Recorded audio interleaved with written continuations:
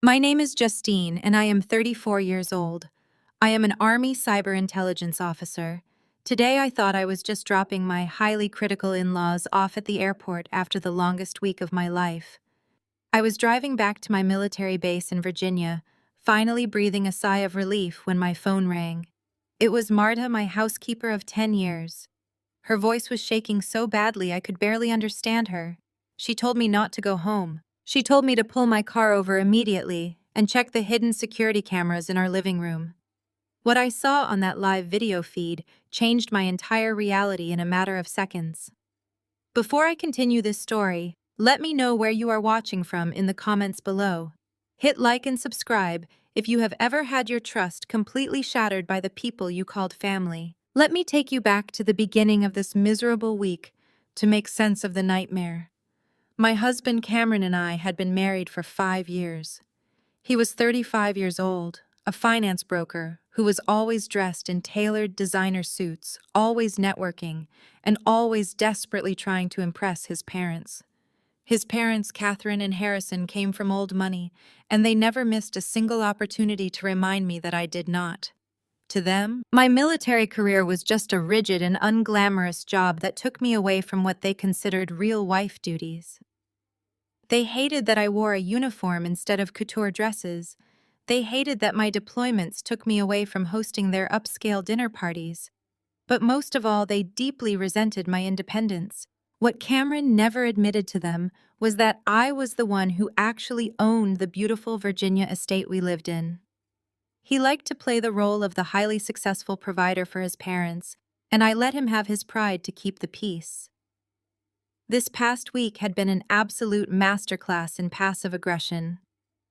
Catherine had walked through my home every day, running her manicured fingers over my expensive furniture and making snide remarks about dust that simply did not exist. Harrison spent his evenings drinking my expensive vintage wine and loudly wishing Cameron had married a woman who knew how to cultivate a proper social circle. Cameron just sat there in his leather chair, swirling his bourbon, nodding along with them, and telling me to just be the bigger person whenever we were finally alone. I swallowed my pride for 7 straight days. I cooked for them, I cleaned up after them, and I smiled through clenched teeth. I was counting down the hours until my upcoming deployment to Germany. I just wanted peace and quiet. This morning, I finally packed their matching designer luggage into the trunk of my vehicle and drove them to Dulles International Airport.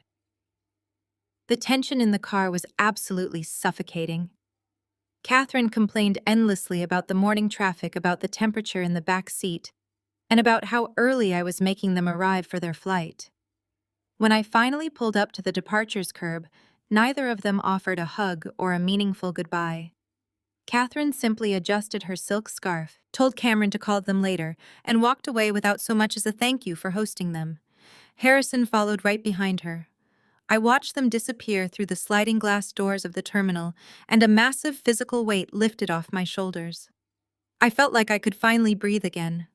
I merged back onto the highway, turning up the radio and ready to head back to my base in Virginia to finalize my deployment paperwork. I thought the absolute worst part of my month was officially over. I was about 20 minutes down the interstate watching the Virginia trees blur past my window when my phone rang through the car speakers. It was Marta. She has been my housekeeper and my trusted confidant for a decade, long before Cameron even entered the picture. She is a sweet and deeply grounded woman who never interrupts my work hours unless it is an absolute emergency. When I answered the call, I expected to hear that a water pipe had burst or that the security alarm system had malfunctioned. Instead, I heard her hyperventilating. I could hear the frantic tapping of her fingers against her steering wheel through the phone connection. Her voice was a tight and panicked whisper. "Justine," she gasped into the receiver. "Where are you right now? Are you on the military base yet?" I told her I was still driving on the highway and asked her to calm down and tell me what was wrong. The sheer terror in her voice made my blood run cold. My military training instantly kicked in, making my senses sharpen. I guided my vehicle onto the gravel shoulder of the interstate, my tires crunching loudly as I brought the car to a complete stop. My hands were perfectly steady, a byproduct of years of tactical training, but my mind was racing through 100 different catastrophic scenarios. She told me she had just arrived at our property to do the deep cleaning we scheduled after the in-laws left, but she did not go inside. She said she saw cars in the driveway that should not be there. Marta was a practical woman not prone to exaggeration. If she was hiding in her car, something was terribly wrong. She was parked down the street, too afraid to pull up to the house. "Justine, please do not go home," she pleaded, her voice cracking with raw emotion. "Pull your car over right now. Open the security application on your phone. Look at the hidden cameras in the living room. Look right now." My hands moved with practiced precision as I pulled my phone from the center console. I did not drop the device. I did not shake. Years of intelligence training had wired my brain to compartmentalize panic and focus strictly on gathering data.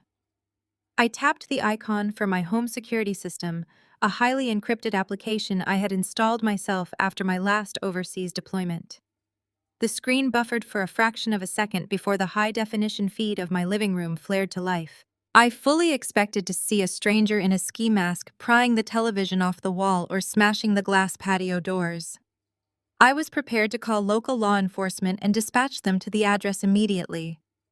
What I saw instead defied every logical parameter my mind tried to construct. The heavy oak front door swung open. My mother-in-law Catherine strolled into the foyer, followed closely by my father-in-law Harrison. These were the exact same people I had just watched walk through the departure doors at Dulles International Airport less than an hour ago. They were not carrying their matching designer luggage. They were not rushing to catch a flight back to their upscale neighborhood.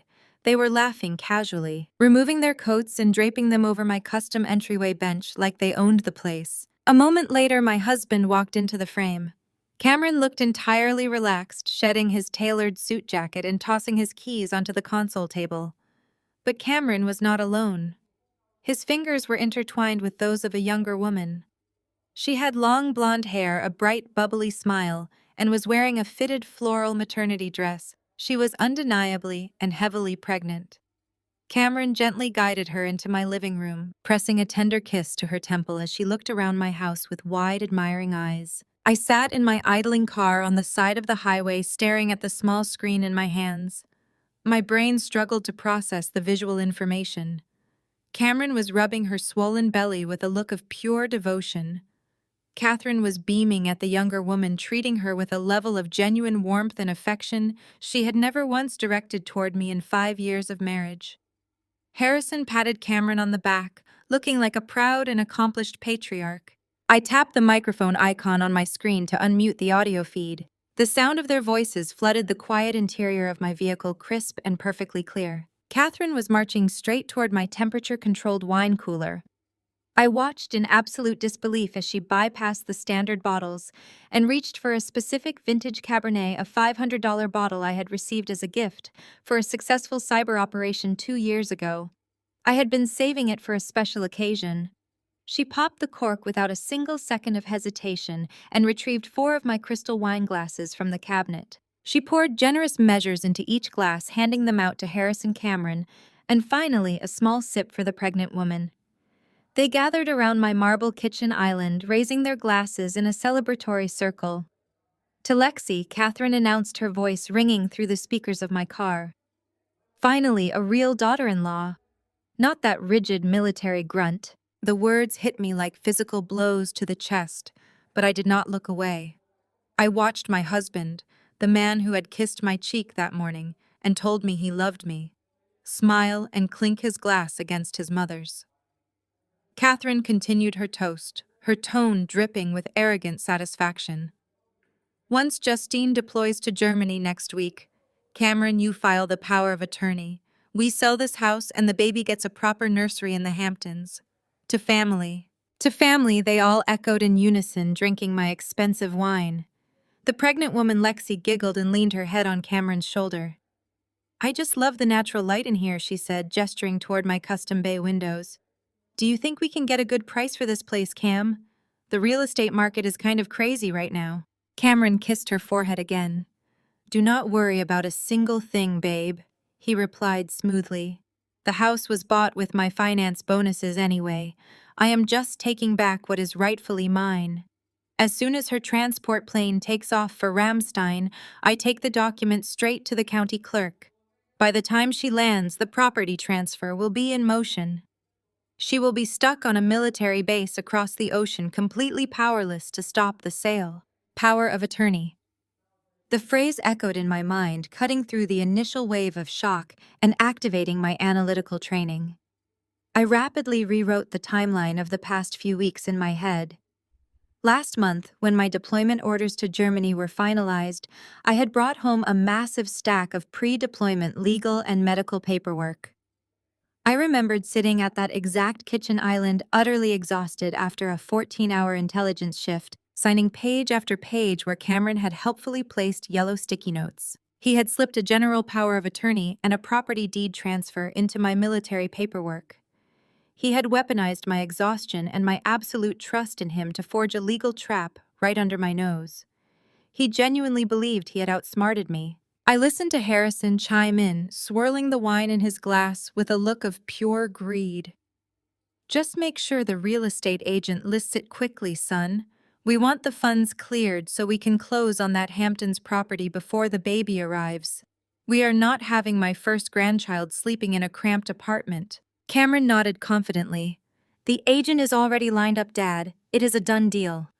Justine will not know what hit her until she checks her bank accounts in Germany, and by then the money will be safely transferred into my private accounts. She has always been too focused on her little cyber missions to pay attention to the real world anyway." I sat in the driver's seat, the engine humming softly, watching them celebrate my financial ruin and emotional destruction. They had orchestrated a flawless deception. They had pretended to visit me, pretended to fly home, and waited for me to leave so they could move the mistress into my sanctuary. They thought they had secured an easy, multi-million-dollar payday at my expense. They thought I was just a rigid, oblivious military grunt who would roll over and take the defeat from thousands of miles away. But Cameron had made one catastrophic miscalculation in his master plan. He assumed I was a naive civilian when it came to asset protection. He had no idea what kind of legal and digital fortresses I had actually built around my property, and he certainly had no idea that I was watching him dig his own grave in real time. I put the phone down on the passenger seat. There were no tears. Grief and heartbreak are civilian luxuries, and in my line of work, panic gets people killed. My military training overrode every emotional response my body tried to produce. I flipped a mental breaker switch, shutting down the betrayal of a 5-year marriage and activating a cold tactical focus. My breathing slowed, evening out into a steady and controlled rhythm. I shifted the car into gear, checked my mirrors, and executed a sharp, aggressive turn across the gravel shoulder. The tires gripped the asphalt as I sped back down the interstate, heading directly toward the neighborhood I had just left. The drive took exactly 18 minutes. I used every single one of those minutes to compartmentalize the emotional devastation and analyze the operational landscape. Cameron thought he was playing a brilliant game of chess. He believed he had calculated flight times, traffic patterns, and airport security lines perfectly. He had factored in my deployment schedule and my deep exhaustion. But he had fundamentally misunderstood his opponent. I bypassed my own driveway. I spotted Marta parked 2 blocks down, her compact car, idling under the shade of a large oak tree. I pulled up behind her, threw my vehicle into park, and stepped out into the humid Virginia air. Marta rolled down her window, her eyes wide with terror and her hands gripping the steering wheel. I held up a single hand to stop her from speaking. I instructed her to stay exactly where she was, keep her doors locked, and wait for my signal. I walked the remaining distance to my property. I did not storm down the sidewalk or march up the driveway blinded by rage. I approached my own home with the silent, methodical precision of an intelligence officer entering hostile territory. The afternoon sun beat down on the manicured lawn, the neighborhood entirely quiet and oblivious to the domestic treason occurring inside my walls. My hand closed around the brass handle of the front door. I knew exactly how to turn the key and apply pressure to the hinges to prevent the deadbolt from clicking or catching. The heavy oak door glided open in complete silence. Stepping into the foyer, the reality of the situation hit me like a physical wall. The scent of Catherine's heavy floral perfume lingered in the air, completely masking the familiar, comforting smell of my own home. I heard the bright, bubbling laughter of the pregnant woman echoing from the kitchen. I moved silently across the hardwood floor, instinctively avoiding the third floorboard near the console table that always creaked. I stopped just outside the archway leading into the open-concept kitchen and living area. The shadows of the hallway concealed me perfectly. From this vantage point, I had a clear, unobstructed view of the enemy. The digital feed on my phone had not done justice to the sheer audacity of the scene playing out in front of me. Cameron was leaning against the marble island, his sleeves rolled up, looking like the arrogant master of his domain. Lexi was running her hands over the countertops, marveling at the imported stone with greedy wide eyes. Catherine and Harrison stood opposite them, practically glowing with smug satisfaction. Catherine raised her glass again, her diamond rings catching the overhead pendant lights. "This is exactly what our family needed," Catherine declared, her voice echoing off the vaulted ceilings. "A fresh start. A proper legacy. Cameron, make sure you contact the movers by Monday morning. We want her cheap furniture cleared out before the professional stagers come in." I did not wait for my husband to agree. I stepped out of the shadows and directly into the harsh, bright light of the kitchen. My boots hit the hardwood floor with a heavy, deliberate thud that cut through the room like a gunshot. All four heads snapped in my direction simultaneously. I walked slowly toward the kitchen island, my posture perfectly rigid, my face an impenetrable mask of ice. I looked at the bottle of vintage Cabernet resting on the marble counter, then shifted my gaze to the cheap everyday water tumblers they were using to drink it. I stopped 3 feet away from my husband. The silence in the room was absolute, heavy, and suffocating. "If you are going to drink my $500 Cabernet to celebrate stealing my house," I stated, my voice echoing with icy, calculated precision, "you could at least use the proper glassware." The physical reaction to my words was immediate and catastrophic. Harrison inhaled sharply, choking on the expensive wine.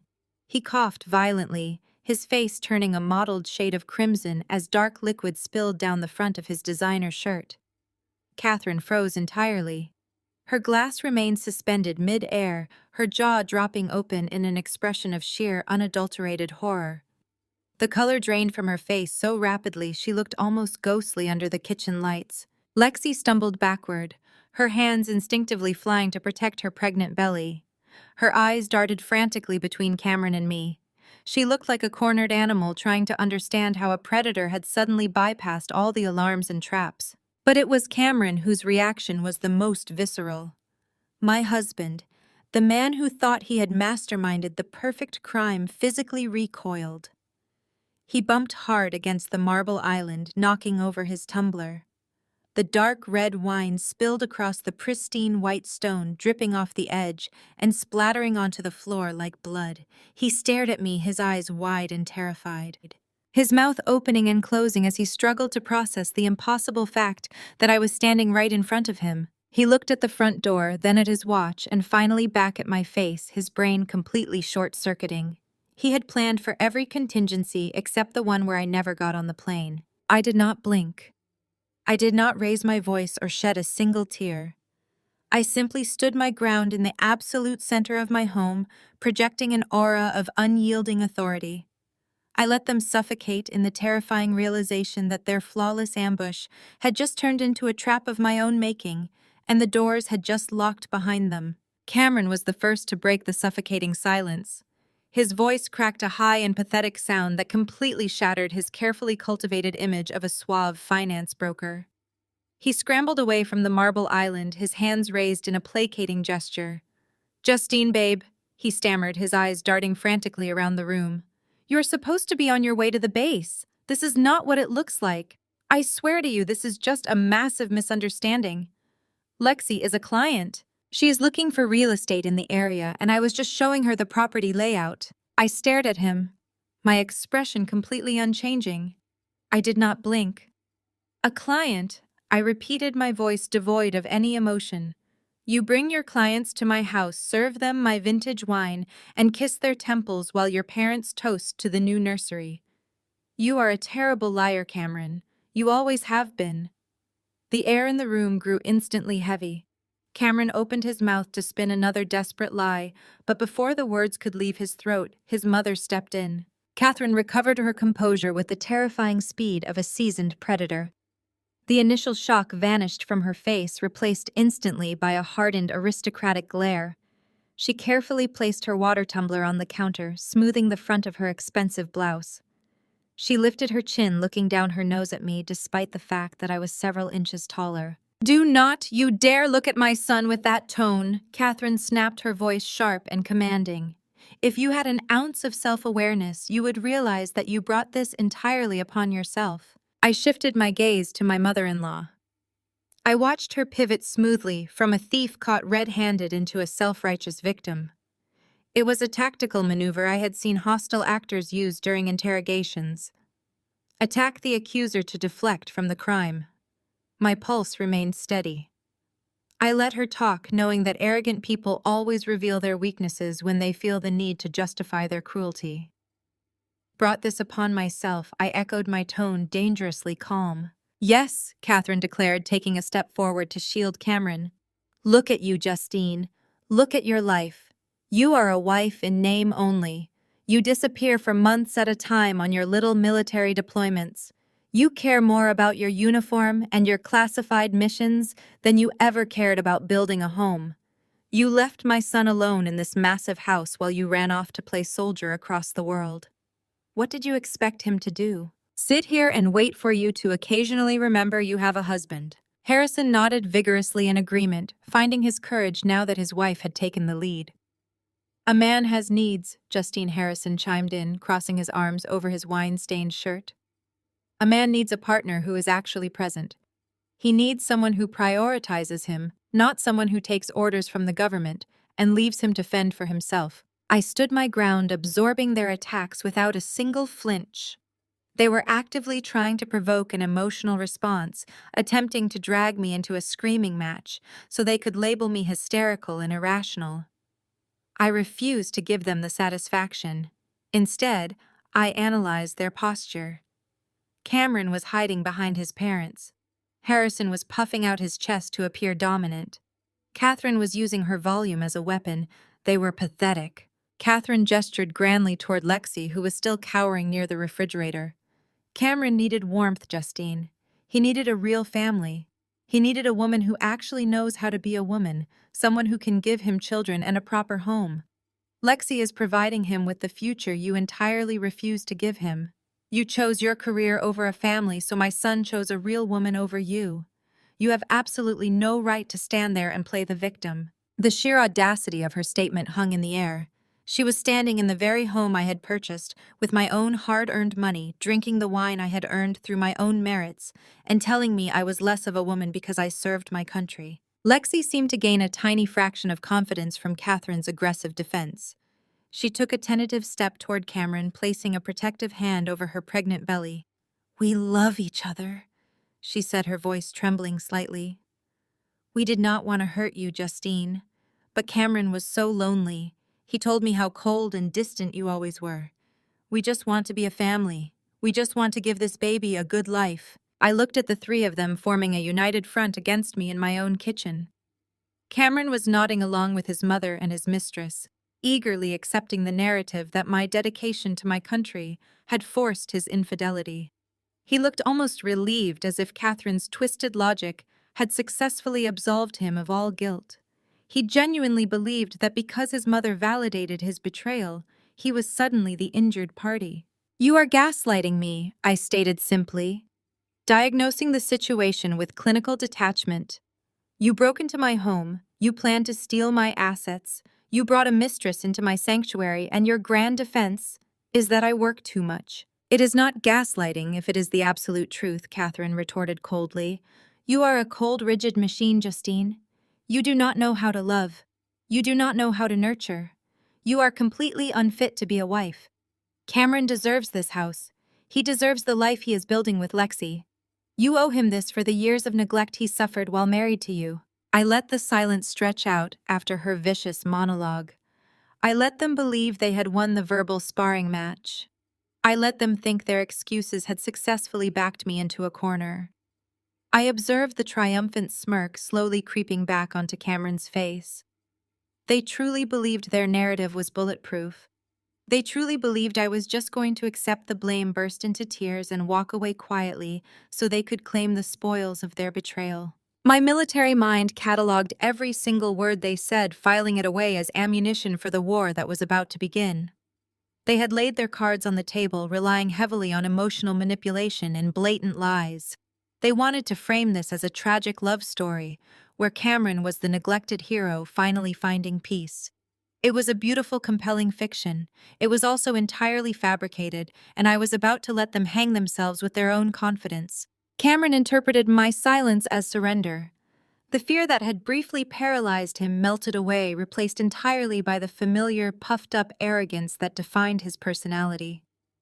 He adjusted the cuffs of his expensive shirt, stood up straighter, and walked over to the designer leather briefcase resting on one of my bar stools. "You know, Justine, my mother is right," he said, his voice dripping with condescension.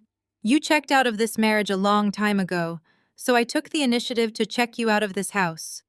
He unzipped the briefcase and pulled out a heavy, legal-sized manila envelope. He tossed it onto the marble island. It landed with a heavy smack right next to the spilled wine. "Go ahead," Cameron taunted, tapping the thick stack of paper with his index finger. "Read it.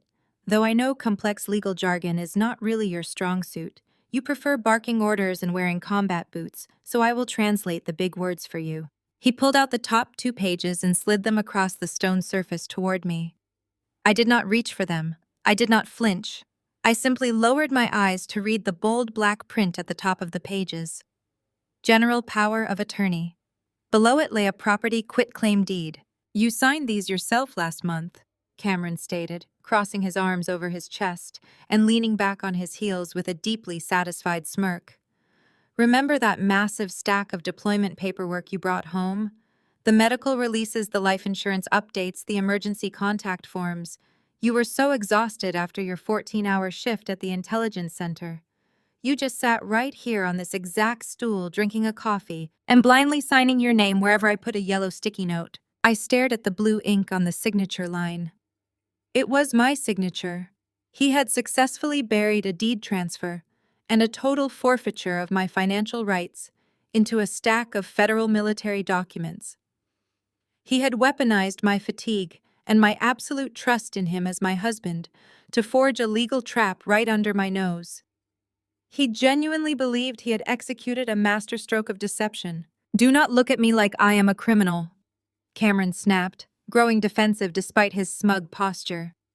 "I am just taking back what is legally and rightfully mine. We both know my finance bonuses paid for this place. My commissions covered the massive down payment, the property taxes, and the custom renovations you insisted on having. Your military salary is a joke, Justine. It barely covers the utility bills. I am just protecting my investment." Harrison chuckled from the background, stepping up to clap his son proudly on the shoulder. "That is exactly right, son. A smart businessman always protects his assets. You made a poor investment marrying her, but you are rectifying the portfolio now. No judge in the world would blame a man for securing his own wealth." Lexi traced her fingers over the edge of the island, a greedy smile forming on her glossy lips. "Cameron promised me a safe place for the baby," she chimed in, her voice dripping with artificial innocence. "He said the courts would give it to him anyway because he is the primary breadwinner. This just saves everyone a long, messy divorce trial. We can just move forward in peace." I let their voices wash over me. Primary breadwinner, finance bonuses, taking back his investment. Every single word falling from my husband's mouth was a staggering, fabricated delusion. Cameron had not paid a single mortgage bill in 3 years. He had been living entirely off my income, my pristine credit score, and my financial stability, while pretending to be a high-rolling broker for his parents. I did not correct him. I did not yell that he was a pathological liar. I simply looked at the notary stamp pressed firmly next to my signature on the deed transfer. I recognized the name immediately. Todd Vance. He was a guy Cameron played golf with on Sunday mornings. A guy who had just committed a massive felony by notarizing a fraudulent real estate transfer without the signatory present and aware. "So you slipped a property transfer into my military deployment file," I stated, keeping my voice completely flat and projecting the sound clearly so the hidden living room cameras captured every single syllable. And you plan to file it while I am deployed to Germany. Exactly. Cameron smiled, showing all his teeth. You will be thousands of miles away dealing with international courts and military bureaucracy. By the time you figure out how to file an injunction, the house will be sold to a cash buyer. The money will be sitting in an offshore account, and Lexi and I will be picking out paint colors for the nursery in East Hampton. Catherine crossed her arms, looking at me with pure disdain. It really is the most elegant solution, Justine. You leave quietly, and you save yourself the public humiliation of a high-profile divorce. Cameron gets his house back, and we never have to see you again. Consider it a clean break for everyone involved. A clean break. They were attempting to steal a multi-million-dollar estate, commit federal wire fraud, and execute notary fraud, and they were calling it a clean break. The sheer blinding arrogance of these people was almost impressive. Cameron misread my intense focus on the documents as devastating realization. He thought I was defeated. He stepped closer, invading my personal space, trying to physically intimidate me with his height. The transfer goes to the county clerk on Monday morning, Cameron said, his voice dropping to a low, triumphant whisper. Lexi and I are moving our things into the master bedroom tonight. My parents are taking the guest suite. You have a deployment flight to catch in 4 days. I suggest you go pack your uniforms and head back to the base early. There is absolutely nothing left for you here. He tapped the forged paper one last time. It is bulletproof, Justine. You signed it. Todd notarized it. The house is mine. Do not try to fight it, or I will have my firm's lawyers bury you in so much litigation you will be paying legal fees until you retire. I looked down at the signature again. It was a remarkably good forgery of my casual scrawl, but the implications of Cameron's plan were built on a foundation of sheer ignorance. He truly believed he had me cornered. He believed this house was a simple piece of real estate bought and paid for by his fabricated success. He didn't know the truth. He didn't know that my military salary was barely a fraction of my actual income. Years ago, during a specialized deployment, I developed a unique algorithm for securing classified communication networks. The Department of Defense had patented the technology, and as the creator, I received substantial ongoing royalties. Those royalties didn't sit in a joint checking account for Cameron to monitor. They were funneled directly into a highly secure, ironclad blind trust managed by a team of federal attorneys in Washington, D.C. When we decided to buy this estate, Cameron claimed he was putting down the deposit. In reality, he had quietly borrowed the money from his parents, intending to pay it back with his next big commission. When that commission never materialized, I stepped in. I didn't tell him where the money came from, only that I had secured special financing. The deed wasn't simply in my name. It was wholly owned by the trust. No power of attorney, forged or otherwise, could authorize the sale of a property held within a federal blind trust without the direct verified authorization of the primary trustee, me. Cameron's quitclaim deed was legally worthless. It was a piece of paper signed with a lie notarized by a fool and aimed at a fortress he didn't even know existed. If he tried to file it, the county clerk's system would immediately flag the discrepancy, alerting the trust's attorneys, who would instantly freeze the transaction and notify federal authorities. He wasn't just stealing a house, he was triggering a federal investigation into real estate fraud. I let my eyes flick back to Cameron. He was practically vibrating with smug satisfaction, waiting for me to break down. Catherine and Harrison mirrored his arrogant stance, entirely oblivious to the legal landmine their son had just stepped on. Lexi, still hovering near the refrigerator, seemed to relax, slightly reassured by Cameron's bravado. I could have ended it right there. I could have laughed in his face, explained the blind trust, and watched his confidence shatter. I could have told him that Todd Vance, his golf buddy, was about to lose his notary license and face criminal charges. But my training dictated otherwise. Never interrupt an enemy when they are making a mistake. Let them commit fully to their flawed strategy. Let them expose the full extent of their corruption before launching the counteroffensive. So you've planned this out meticulously, I said, my voice steady, betraying none of the internal calculations. You've thought of everything. I'm a detail-oriented guy, Justine, Cameron replied, misinterpreting my statement as an admission of defeat. I don't leave things to chance.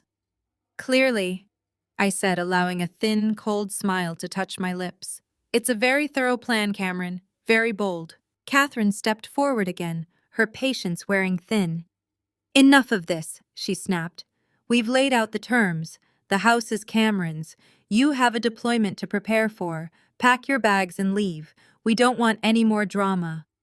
I looked at my mother-in-law, the woman who had spent 5 years treating me like a second-class citizen. She was so desperate to install Lexi in my place, so eager to claim this house as her own personal victory over my independence. No drama.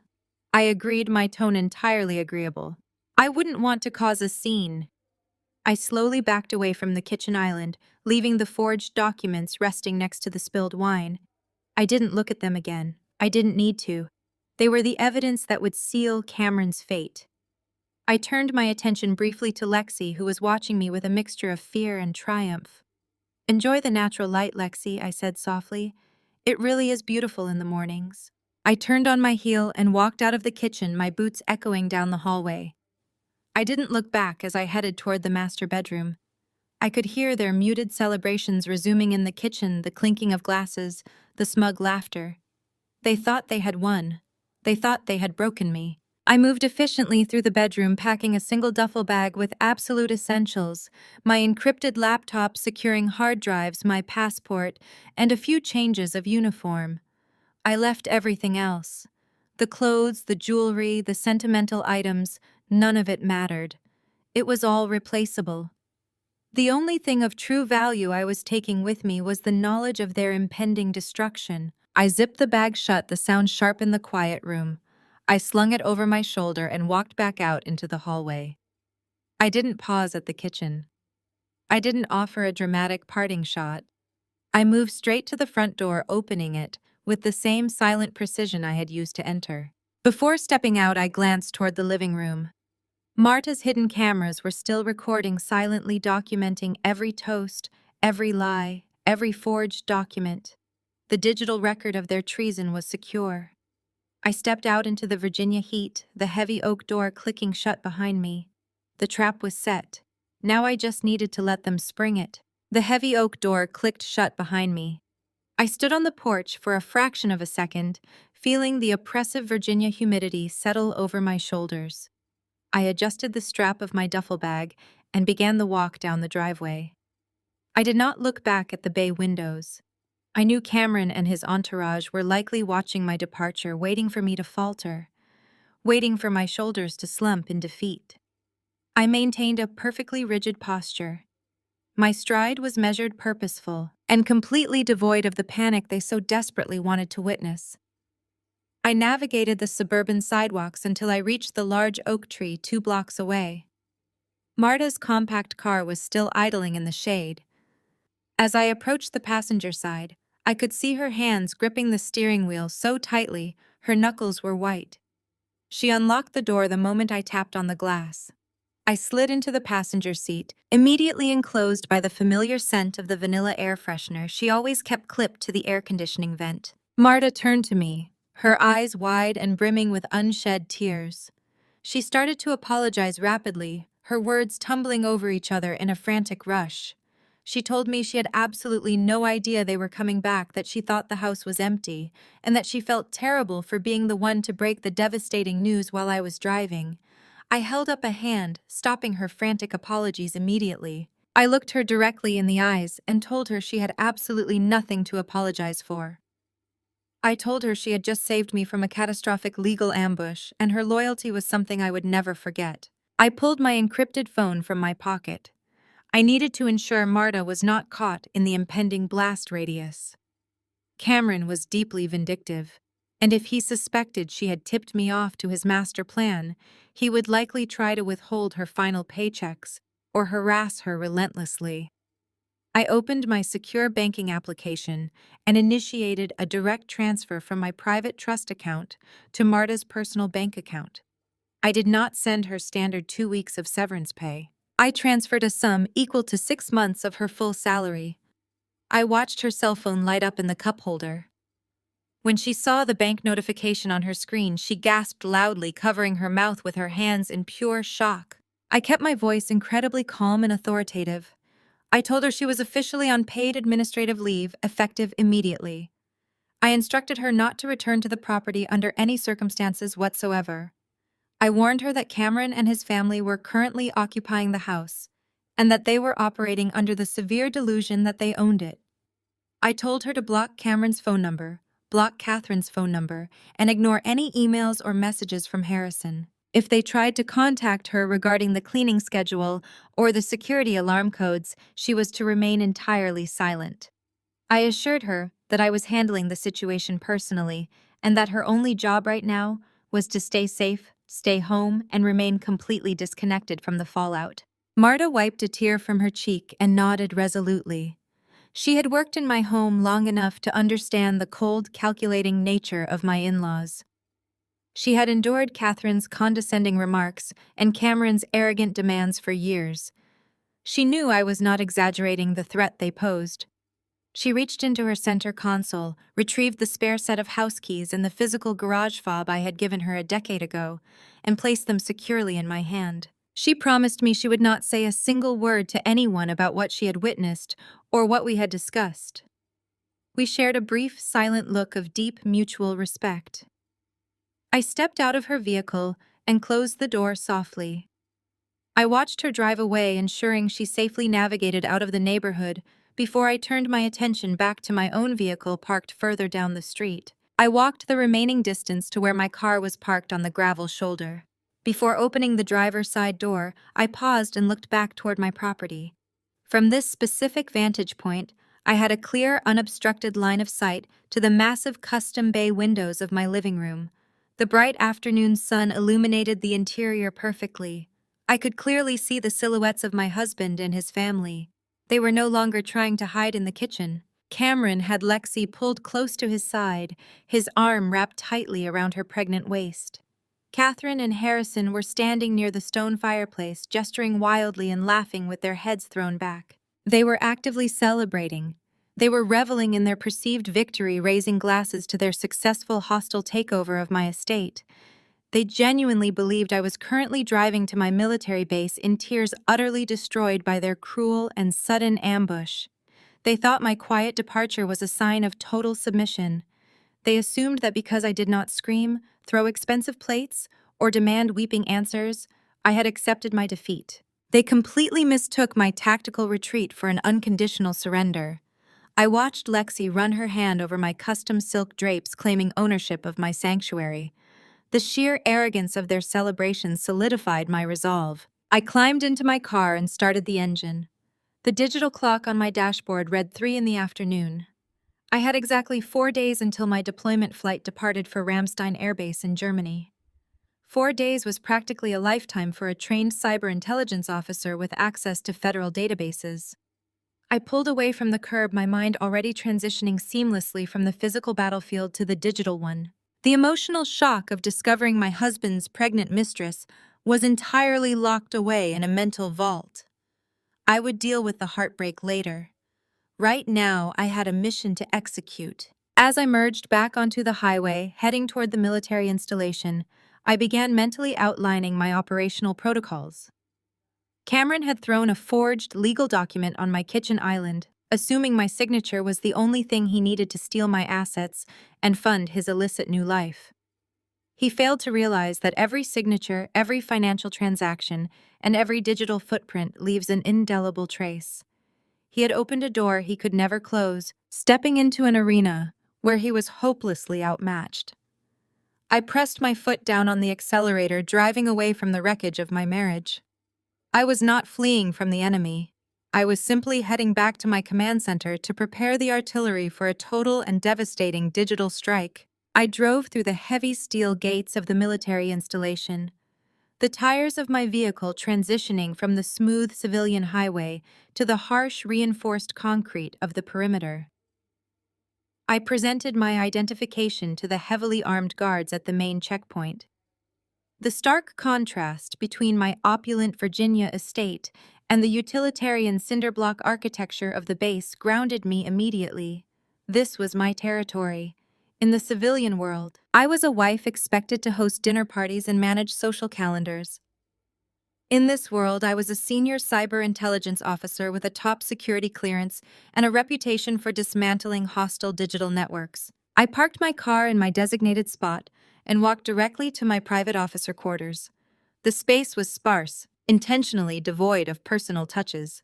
It contained a narrow bed, a standard issue locker, and a massive reinforced steel desk that dominated the entire room. I dropped my duffel bag onto the mattress and moved straight to the desk. I did not bother unpacking. I did not change out of my civilian clothes. I sat down in the ergonomic chair and pressed my thumb against the biometric scanner embedded in the heavy metal casing of my primary workstation. The hardware hummed to life. 3 large ultra-high-definition monitors illuminated the darkened room with a cold blue glow. I cracked my knuckles and typed in my decryption keys, unlocking the local servers I maintained for specialized operations. If Cameron wanted to play a game of digital paper trails, he had just challenged a master. He assumed his deception was safe because he operated in the physical world of country clubs and hushed conversations. He failed to realize that every single action in the modern era generates a permanent digital footprint. I opened my primary terminal and established a secure virtual private network, routing my connection through heavily encrypted proxy servers located in 3 different countries. My digital identity was effectively invisible. I brought up a split-screen configuration. On the left monitor, I accessed the public records database for the local county clerk office where Cameron intended to file his forged property transfer. On the right monitor, I opened my specialized data aggregation tools, designed to scrape and compile information from financial institutions, public registries, and telecommunication hubs. I started with the easiest target.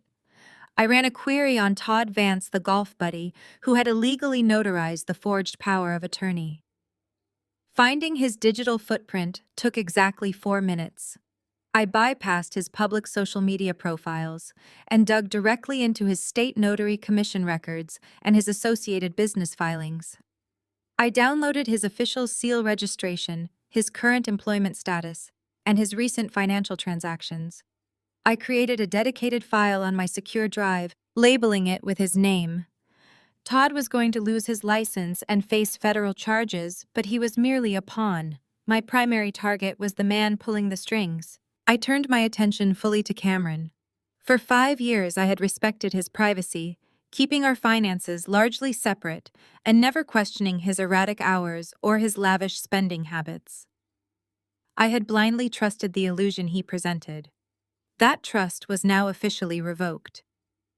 I initiated a comprehensive financial sweep, running his social security number, his known phone numbers, and his primary email addresses through my data scraping algorithms. I was looking for anomalies, discrepancies, and hidden accounts. The initial wave of data flooded my center monitor in dense cascading lines of code and financial ledgers. I watched the numbers align, forming a terrifyingly clear picture of my husband's actual life. The facade of the highly successful finance broker immediately began to crack under the weight of forensic scrutiny. I accessed our joint checking account first, the one we used for minor household expenses. It was practically empty, showing only the scheduled auto drafts for utilities. I then deployed a script to trace the origin of the funds Cameron had been depositing into that account over the last year. He had always claimed those deposits were a fraction of his quarterly commission bonuses. My tracing algorithm followed the digital breadcrumbs backward, bypassing several shell accounts designed to obfuscate the source. The money was not coming from his prestigious brokerage firm. The routing numbers pointed directly to a series of high-interest, short-term personal loans. I narrowed my eyes, leaning closer to the glowing screens. The financial architecture Cameron had constructed was incredibly fragile and inherently deceptive. I commanded the system to cross-reference his active credit lines with his current employment status. I needed to see exactly how he was sustaining this illusion of wealth while simultaneously paying for a pregnant mistress. I opened a new command window and targeted the corporate servers of the financial firm where he supposedly worked. I did not breach their secure internal databases. That would be illegal without a warrant. Instead, I utilized open-source intelligence gathering techniques, scraping publicly available employee directories, press releases, and archived company newsletters. I filtered the results for his name, cross-referencing the dates to build a chronological timeline of his employment history. The system processed the query, rendering the results in stark chronological order. The data did not lie. Cameron was not actively employed.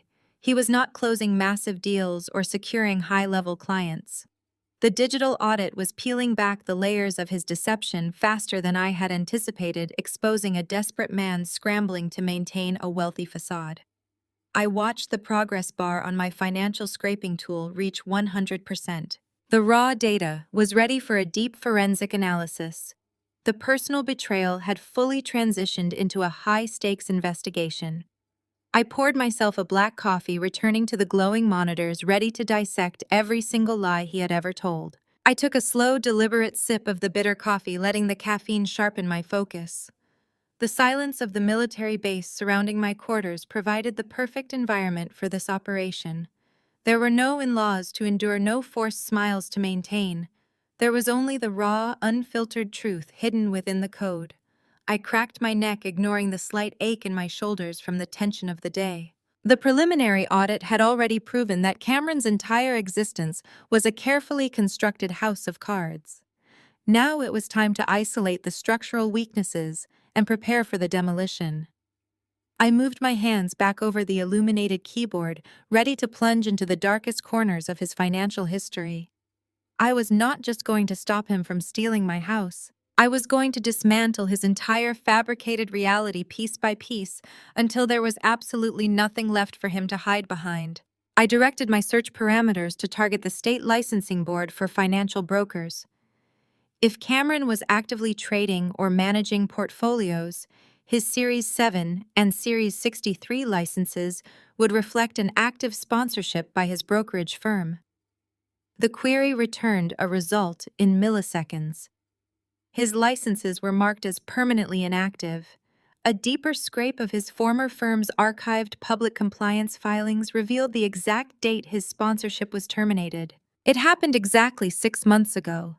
He had not simply taken a leave of absence or stepped back to manage his own private portfolio. He was fired. The termination code indicated a separation due to performance failure and a severe violation of internal company policies. For half a year, he had been waking up early, putting on a tailored designer suit, kissing my cheek, and driving off to a high-pressure job that simply did not exist. He was spending his days playing the role of a titan of industry while being entirely and completely unemployed. The immediate question presented itself on my glowing monitors. If my husband had not earned a legitimate paycheck in 6 months, how was he funding the extravagant illusion I had just witnessed in my living room? Finance brokers do not live cheaply, and maintaining a pregnant mistress with a taste for designer maternity wear is an exceptionally expensive luxury. I shifted my focus back to the financial ledger algorithms. I needed to map his outbound cash flow with absolute precision. I bypassed his empty checking accounts and isolated his credit profiles, digital payment platforms, and wire transfer histories. The spending patterns were staggering. There were recurring monthly transfers to a luxury apartment complex in downtown Alexandria, precisely matching the rent for a high-end penthouse unit. That was where Lexi had been living while I was working 14-hour intelligence shifts. There were thousands of dollars dropped at high-end jewelers, upscale baby boutiques, and 5-star restaurants. But the most infuriating outbound transfers were the regular massive payments directed to the Oakwood Reserve Country Club. He was single-handedly funding his parents' exclusive social status, paying their exorbitant monthly dues, and covering their bloated dining and golf tabs. He was bankrolling a wealthy elite lifestyle for 3 different people with absolutely zero incoming corporate revenue. I executed a reverse trace on the capital infusing his accounts. The initial deposits looked like standard wire transfers, deliberately staggered in amounts just under the federal reporting threshold to avoid triggering automatic bank audits. But I was not an automated banking system. I wrote a custom script to aggregate the routing numbers and trace them back to their origin points. The data compiled on my center screen revealing a dark web of online lending institutions, high-yield private equity lenders, and aggressive signature loan companies. Cameron had taken out 5 massive personal loans in the span of just 4 months. The total principal amounted to nearly $500,000. I pulled the digital loan origination documents, extracting the portable document files directly from the lender's public-facing verification portals. I zoomed in on the collateral and guarantor section of the first major loan agreement. The breath caught in my throat. Cameron had not secured these massive loans using his own non-existent assets. He had used my name. He had clearly accessed my secure physical files at home, stealing my highly classified military earnings statements, my joint federal tax returns, and leveraging my pristine credit history as the primary guarantor for every single loan. He had forged my digital signature across dozens of pages of binding financial contracts.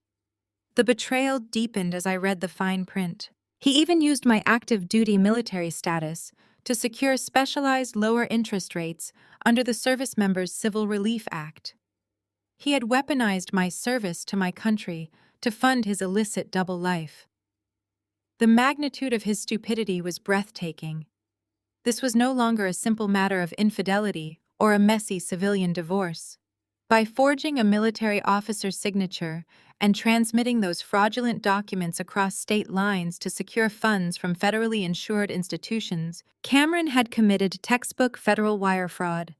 He had committed aggravated identity theft against a senior member of the United States Armed Forces. I sat back in my ergonomic chair, staring at the glowing evidence illuminating the dark room.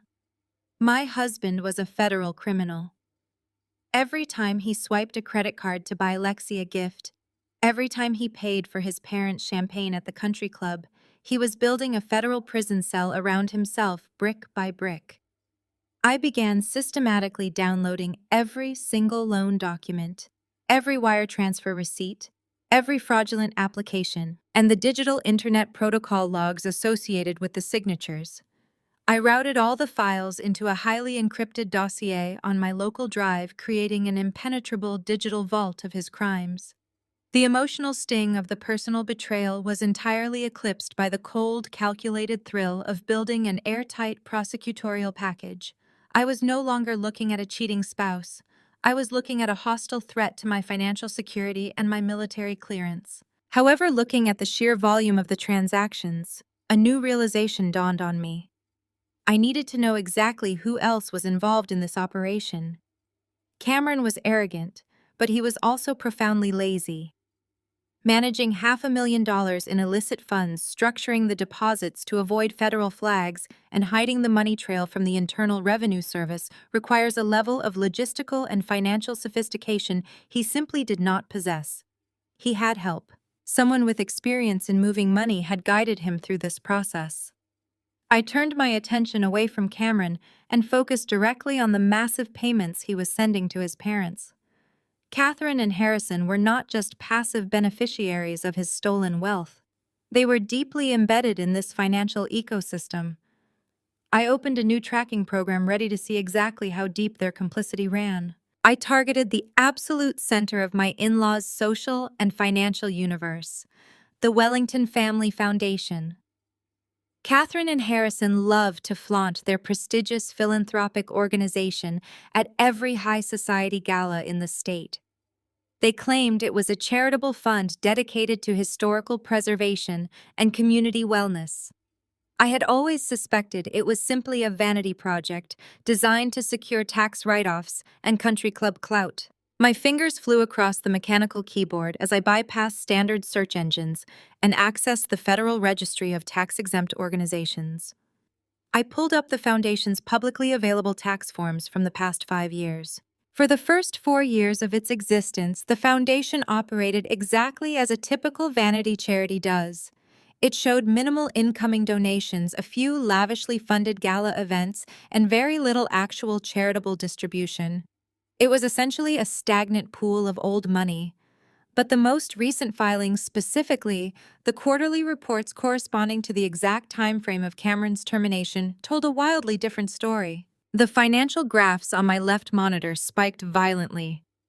6 months ago, the Wellington Family Foundation began receiving massive regular influxes of cash. These were recorded as anonymous philanthropic donations. I overlaid the dates and exact monetary values of these anonymous donations with the fraudulent loan disbursements Cameron had secured using my military credentials.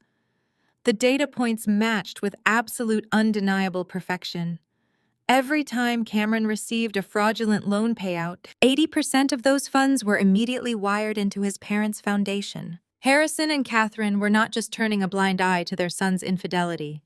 They were operating a highly sophisticated money laundering syndicate right out of their suburban mansion. I needed more than just matched transaction amounts to secure federal indictments. I needed undeniable proof of criminal intent. I needed their internal communications.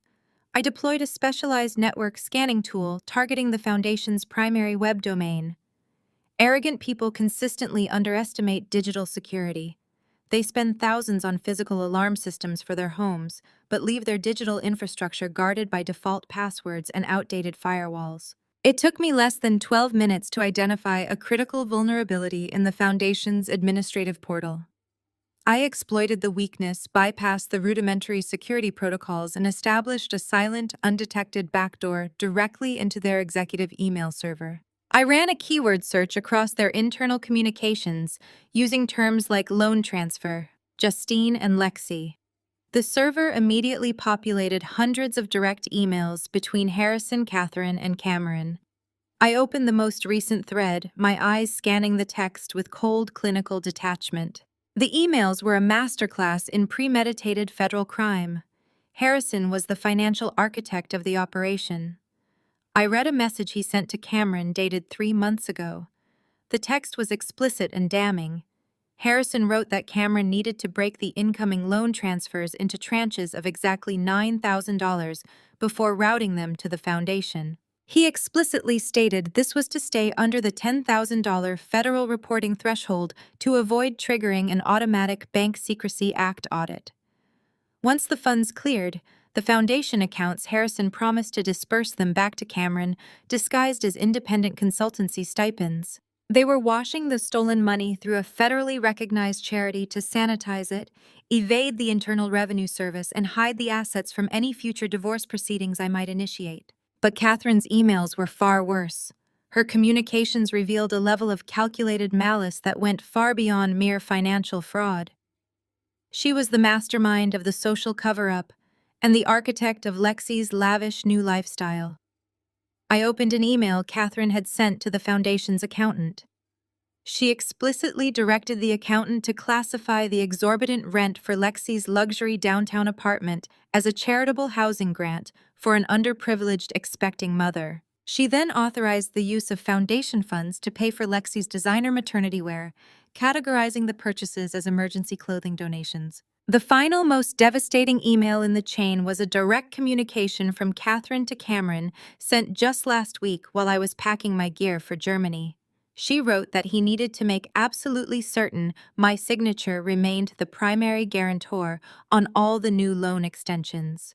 When he filed the property deed transfer next week, she planned to wash the profits from the house sale directly through the Foundation's Historical Preservation Fund.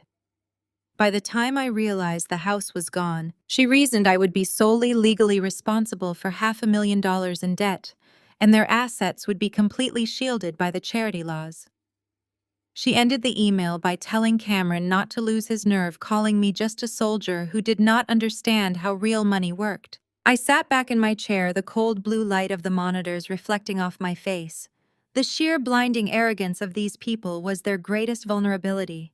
They had meticulously documented their own conspiracy to commit wire fraud, tax evasion, and aggravated identity theft on an unencrypted, poorly secured email server. They had conspired to saddle an active-duty military officer with a massive federal debt while enriching themselves and funding a mistress. I did not feel anger anymore. I felt the absolute unyielding focus of a predator watching its prey step directly into a snare. I initiated a mass download sequence. I scraped every single email, every internal memo, and every financial ledger from their server.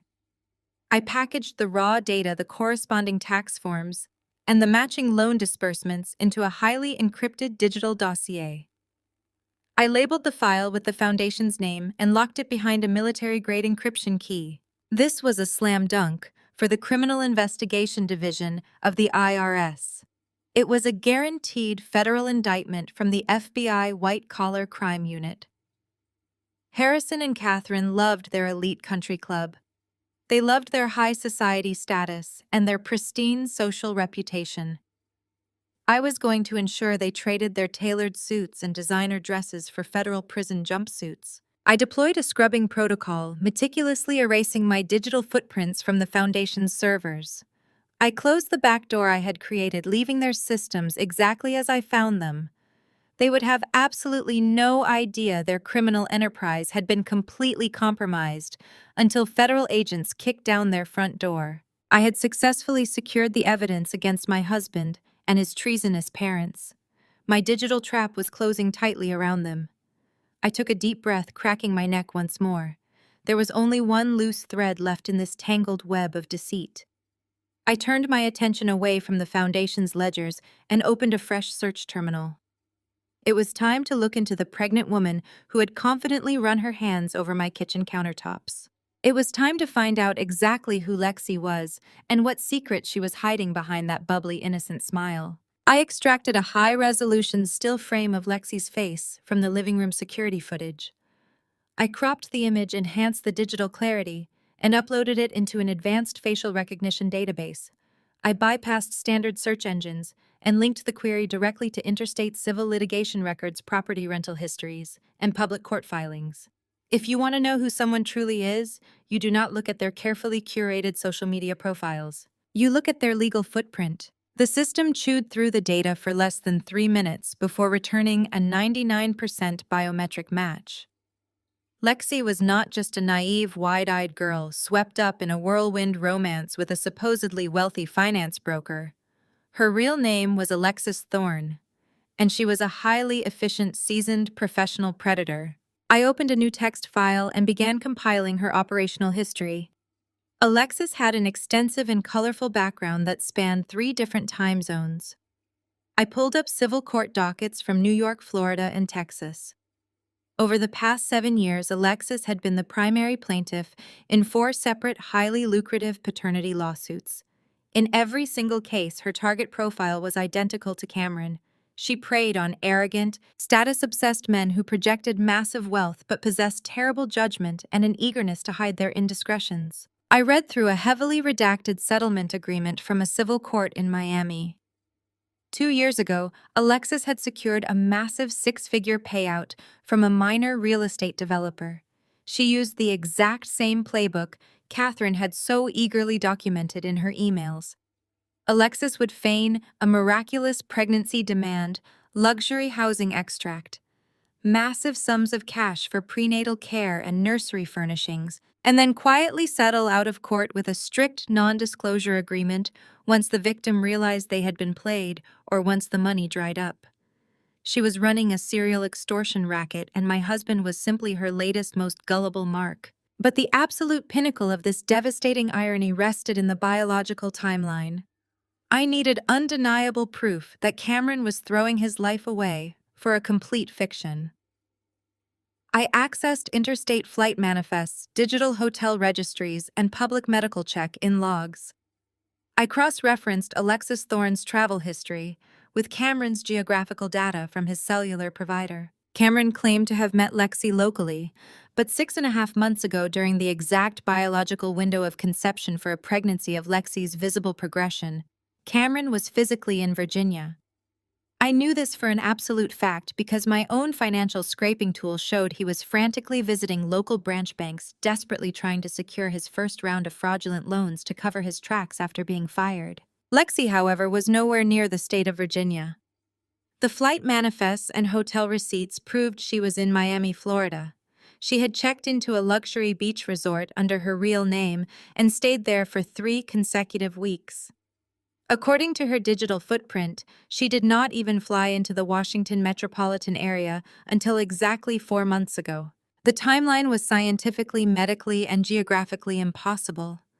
The baby she was currently carrying, the child, my mother-in-law, was so proudly toasting, as the new family heir, absolutely did not belong to my husband. Cameron was committing federal wire fraud, embezzling hundreds of thousands of dollars, ruining his parents' lives, and destroying his marriage to fund the lifestyle of a seasoned grifter carrying a random stranger's child. I leaned back in my ergonomic chair and let out a single sharp laugh. It was a cold sound that bounced off the cinder block walls of my military quarters. The sheer scale of Cameron's stupidity was almost artistic. He thought he had outsmarted a cyber intelligence officer to upgrade to a younger, more compliant model. Instead, he had willingly walked blindfolded into a professional extortion trap, dragging his arrogant elitist parents down into the mud with him. Catherine wanted a real woman who knew her place. She got a serial con artist who was currently measuring their stolen assets for her next payout. I extracted the flight manifest, the previous paternity lawsuit settlements, and the geographical tracking data. I compiled these documents into a stark, undeniable visual timeline. I rendered the data into high-contrast presentation slides. This was no longer just raw data sitting on a military server. This was the final nail in the coffin of their perfect family illusion. I added Lexi's extensive litigation history to the master encrypted dossier, alongside the Foundation's money laundering emails and Cameron's fraudulent loan applications. The arsenal was fully stocked. I had everything I needed to execute a total scorched earth protocol. I had the financial crimes, the forgery, the embezzlement, and the ultimate humiliating truth about the fake heir to the fake fortune. My digital autopsy was complete. Now I needed to identify the optimal drop zone. I closed the forensic applications and opened a secure web browser. I needed to know exactly when and where they planned to celebrate their grand victory. If I was going to drop this atomic bomb on their lives, I was not going to do it in the privacy of my own living room. People like Cameron and Catherine only care about one thing above all else. They care about their social standing. They care about the opinions of their wealthy peers. To truly destroy them, I had to do it on their turf in front of their audience. I needed to find out exactly how they planned to welcome Lexi into the family. I tapped back into the back door I had established on the Wellington Family Foundation server. Catherine was a creature of habit. She never kept her personal and professional lives separate, utilizing the same administrative assistant to manage her charity galas and her private social calendar. I bypassed the financial directories and routed my search directly into the assistant outbox. I did not have to dig deep. The digital proof for the event was sitting right at the top of the queue, approved and dispatched to a private guest list of 200 people just 12 hours ago. I opened the attached portable document file. The screen filled with an ornate gold-embossed digital invitation. The cursive font looped elegantly across a background of soft watercolor flowers. The text read, "A new chapter begins. Catherine and Harrison joyfully invite you to an exclusive afternoon reception, welcoming Lexi and the newest addition to our family." The venue was the Grand Ballroom at the Oakwood Reserve Country Club. The dress code was listed as country club chic. The catered menu included a raw oyster bar and imported champagne. I moved my eyes to the date and time printed at the bottom of the invitation. It was scheduled for this upcoming Saturday, with guest arrivals beginning sharply at 1 in the afternoon. I stared at the timestamp, a slow and grim smile spreading across my face. The sheer calculating arrogance of the timing was a masterpiece of suburban warfare. This Saturday at exactly 10 in the morning, my military transport plane was scheduled to lift off from the tarmac, carrying me thousands of miles away to Ramstein Air Base in Germany. Cameron and Catherine had synchronized their lavish victory party to the exact hour my deployment commenced. They wanted to clink their champagne glasses and introduce the new compliant mistress to their elite social circle at the precise moment they assumed I was trapped in a pressurized cabin over the Atlantic Ocean, entirely oblivious to the fact that my home and my assets were being stolen. They had mapped out my departure with the confidence of people who had never faced a legitimate adversary. They assumed military orders were rigid, inflexible barriers that would force my compliance. They forgot that I was a senior cyber intelligence officer. I did not just follow orders.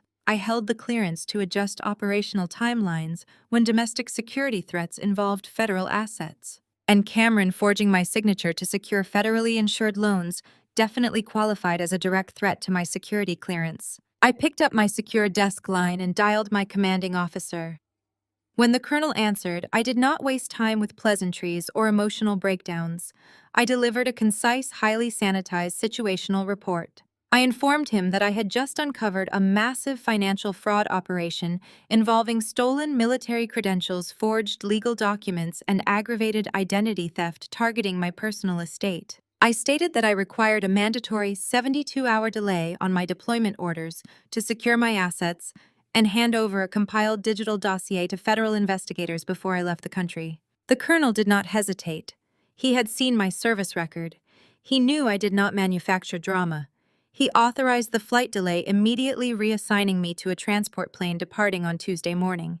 He asked if I required military police assistance at my residence. I respectfully declined, assuring him I had the situation completely under tactical control. I hung up the phone. The timeline was officially altered. I was no longer flying over the ocean on Saturday afternoon.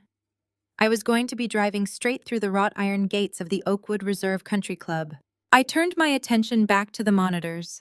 A physical confrontation was messy and easily dismissed as the actions of a jealous, hysterical wife. I needed a weapon that was completely undeniable. I needed a digital guillotine. I inserted a secure encrypted flash drive into my terminal and opened a presentation software suite. I began dragging and dropping the evidence from my forensic dossier onto the blank slides.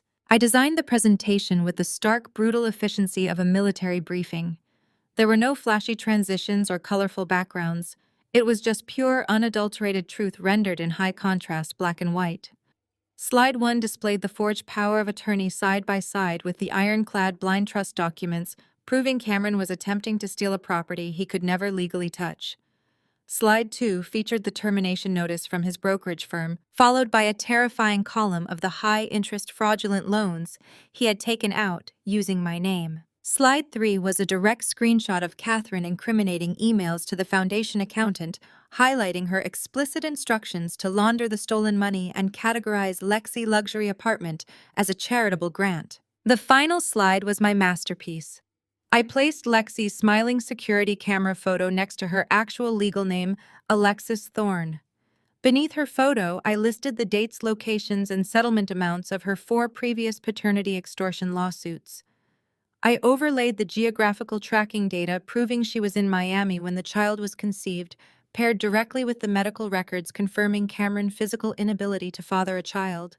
It was a visual execution. It left absolutely zero room for debate, denial, or gaslighting. I ejected the flash drive and slipped it into the breast pocket of my uniform jacket. The payload was secure. Now I needed to prepare the delivery system. I walked over to my standard issue locker and opened the heavy metal door. Inside, hanging in a pristine garment bag, was my Army service uniform. I unzipped the bag and inspected the dark blue coat and crisp white shirt. The brass buttons caught the dim light of the barracks room. The medals and ribbons I had earned through years of grueling deployments and classified operations were perfectly aligned on the chest. Catherine had always hated this uniform. She had constantly mocked it, calling me a rigid military grunt who did not know how to fit into their refined, elegant world. She wanted me to disappear quietly so she could parade her new, easily manipulated daughter-in-law around her wealthy friends in a ballroom paid for by my stolen money. I carefully removed the uniform from the garment bag, ensuring not a single crease marred the fabric. I was not going to show up to their country club wearing civilian clothes. I was not going to blend in with their country club chic dress code. I was going to walk into that grand ballroom wearing the exact uniform they despised. I was going to force every single one of Cameron's former clients, every wealthy donor to Catherine's fraudulent charity, and every arrogant member of their social circle to look at the decorated military officer they had conspired to destroy. I hung the uniform on the outside of the locker. The digital clock on my desk ticked forward. It was Thursday evening. I had exactly 36 hours before the shower began. I powered down the secondary monitors, leaving only the primary screen glowing in the dark. The trap they had set for me was fully dismantled. The trap I had set for them was primed and ready to snap shut. I sat back in my chair, staring at the brass buttons of my uniform, perfectly calm. Saturday was going to be a masterpiece. Saturday afternoon arrived with a stifling heat that baked the asphalt. But inside my vehicle, the air conditioning blew ice cold, matching my exact internal temperature. I pulled up to the wrought iron gates of the Oakwood Reserve Country Club. The valet rushed forward, his eyes widening in alarm as I stepped out of the driver's seat. I was entirely encased in my Army service uniform. The dark blue coat was flawlessly tailored, the white shirt crisp, the brass buttons polished to a mirror finish. On my chest rested the ribbons and medals that Catherine had always dismissed as mere costume jewelry. Today they were armor. I walked through the grand lobby with the measured, even stride of a soldier entering a hostile sector. The thick Persian carpets absorbed the heavy thud of my boots, but my presence alone demanded immediate and absolute attention. Wealthy patrons in pastel polo shirts and tennis skirts stopped mid-conversation, parting like the Red Sea to let me pass. The club manager, a man who had always treated me with veiled condescension whenever I attended awkward dinners with Cameron, practically tripped over his own feet as he scrambled out from behind the mahogany reception desk. I did not offer him a greeting. I simply walked past him, my eyes locked on the massive double doors of the grand ballroom at the end of the long, gilded corridor. Even from the hallway, I could hear the muted hum of high society networking. The clinking of crystal glasses, the soft classical music played by a live string quartet, and the arrogant, booming laugh of my father-in-law Harrison leaked through the wood. I stopped just outside the heavy oak doors, standing perfectly still. The muffled sounds of the celebration washed over me. I checked my watch. It was exactly 1:30 in the afternoon. Right now, according to their meticulous and arrogant calculations, my military transport plane was cruising at 30,000 feet over the Atlantic Ocean. A sharp, crystalline ringing echoed from the ballroom as someone tapped a silver spoon against a champagne flute.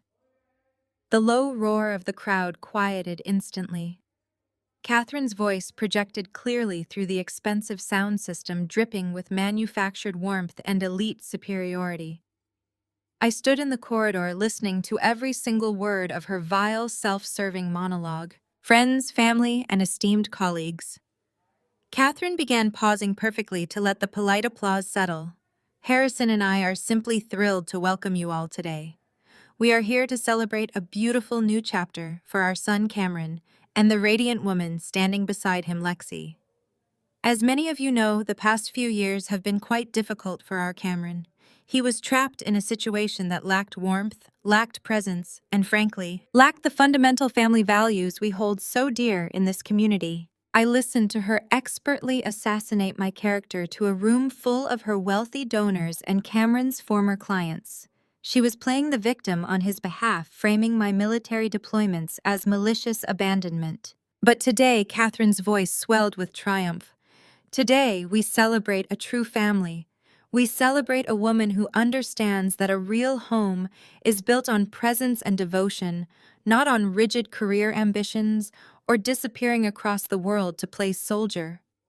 We raise our glasses to Lexi and to the beautiful baby boy she is bringing into our legacy. A toast to new beginnings, to finding where you truly belong, and to leaving the past exactly where it belongs, entirely behind us. I placed both hands flat against the brass push plates of the massive ballroom doors. I did not push them open gently. I shoved them forward with the full driving weight of my body. The heavy oak doors swung inward with a violent booming crash that slammed against the interior walls, instantly shocking the string quartet into absolute silence. I stepped over the threshold and into the blinding light of the ballroom.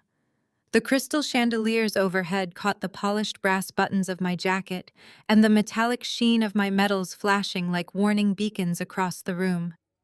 I stood at the top of the short carpeted staircase that led down into the main event space. I did not move. I did not speak. I simply let my physical presence detonate in the center of their perfect party. The silence that followed was absolute and profound. It was not the polite quiet of people listening to a speech. It was the breathless, suffocating silence of 200 people simultaneously realizing a bomb had just been dropped in their midst. Every single face in the opulent crowd turned toward the entrance. Champagne glasses halted halfway to their mouths. Smiles froze and slowly dissolved into expressions of utter, unadulterated shock. The wealthy elite of Virginia stared at me, many recognizing me as the woman Catherine had just publicly declared was a ghost of the past. My eyes swept over the sea of pastel dresses and tailored suits, looking past the towering ice sculptures and the imported flower arrangements. I locked my gaze directly onto the elevated stage at the back of the room. Catherine stood behind a podium adorned with white roses, her crystal flute suspended frozen in the air. The smug, victorious glow completely vanished from her face, replaced instantly by a pale, sickly shade of white. Her mouth hung open, unable to form a single syllable. Harrison stood beside her, his chest deflating rapidly as he gripped the edge of the catering table just to keep his knees from buckling. And then there was Cameron. He was standing next to the podium, holding Lexi's hand. He looked like a man who had just watched an executioner walk into his living room. His jaw visibly dropped. He looked at his watch, looked back at me, and literally stumbled backward, stepping hard on the hem of Lexi's designer maternity dress. The color drained from his face so fast he looked physically ill. Lexi shrank behind him, her eyes darting frantically toward the emergency exits. She recognized the distinct look of a predator who had just locked the doors to the cage. I took the first step down the short staircase, my combat-ready boots clicking sharply against the marble border of the floor. The sound was deafening in the dead, silent room. The crowd of elites, the very people whose approval my in-laws craved more than oxygen, parted instinctively to clear a wide, direct path for me. I walked straight down the center aisle, keeping my posture perfectly rigid, my eyes burning a hole straight through my husband. They wanted a lavish public celebration of their new legacy. I was here to deliver the eulogy. I stopped at the very edge of the elevated stage, planting my boots firmly into the plush carpet. The physical proximity shattered Catherine's temporary paralysis. Her survival instinct, honed by decades of climbing the social ladder, violently kicked in. She lunged forward and gripped the edges of the floral podium, her knuckles turning a stark, translucent white. She leaned into the microphone, her breath hitching loudly through the speakers. "Mr. Caldwell!" Catherine shrieked, her perfectly modulated country club accent, completely disintegrating into a shrill, panicked bark. "Security! Get security in here right now! Remove this woman from my private event. She is an uninvited guest who is completely unstable." I heard the frantic, scuffling footsteps of the club manager rushing down the center aisle behind me. Mr. Caldwell was a man who usually operated with smooth, invisible efficiency, catering to the absurd whims of the local elite. He arrived at my flank, panting slightly, his face flushed with the sheer terror of a high society scandal unfolding on his watch. He reached out a trembling hand, attempting to politely guide me back toward the exit. "Officer," he stammered, his voice dripping with nervous sweat. "I must ask you to leave the ballroom immediately. This is a closed reception for the Wellington family." I did not look at him. I kept my eyes locked entirely on Catherine. I slowly unbuttoned the breast pocket of my dress uniform and extracted a single heavily creased piece of thick parchment paper. I turned my head just enough to address the manager, handing the document directly into his trembling fingers. "Before you make a spectacular professional miscalculation, Mr. Caldwell, I suggest you review the primary financial guarantor file for the membership account you are currently protecting," I stated, my voice dropping to a low, lethal register that carried effortlessly across the quiet room. Harrison puffed out his chest, stepping forward to shield his wife. He pointed a trembling finger at my face. "You have absolutely no right to be here, Justine. This is a private function paid for by our family. You are trespassing. It is a private function, Harrison." I agreed, taking one deliberate step up the stairs toward the stage, funded entirely by my pristine federal credit score. I turned my attention to the front row of tables, addressing the wealthy socialites, the local politicians, and the elite donors, who were currently staring at us with wide, hungry eyes. Country club society thrives on gossip, and I was about to serve them a feast. The Oakwood Reserve Country Club requires a staggering initiation fee and rigorous financial vetting To secure a platinum membership, I projected my voice, clearly ensuring every single guest heard the absolute truth. 5 years ago, Catherine and Harrison failed that vetting process. Their debt-to-income ratio was a disaster. They were drowning in liabilities. The only reason they were permitted to step foot on this manicured grass was because I leveraged my military intelligence salary and my top-tier security clearance to sign as their primary financial guarantor. I underwrote their entire social existence. A collective sharp gasp rippled through the front tables. I watched the women Catherine regularly played tennis with exchange deeply scandalous looks. In their world, there was no greater sin than being exposed as a financial fraud. Catherine's face shifted from pale white to a deep, blotchy magenta. "That is a lie," Catherine screamed into the microphone, the sound feeding back and screeching through the ballroom. "Cameron pays the monthly maintenance dues. Cameron is a highly successful broker. Tell them Cameron. Tell them she is a lying, jealous lunatic." Cameron opened his mouth, but nothing came out. He looked like a deer trapped in the headlights of a speeding freight train. He knew exactly where the money to pay those dues had come from. He knew he had embezzled it using my forged signature. I turned back to the club manager, who was currently staring at the document in his hands as if it were a live grenade. "Mr. Caldwell," I said, my tone shifting back to the commanding authority of a military officer. "Read the highlighted termination clause in the charter agreement.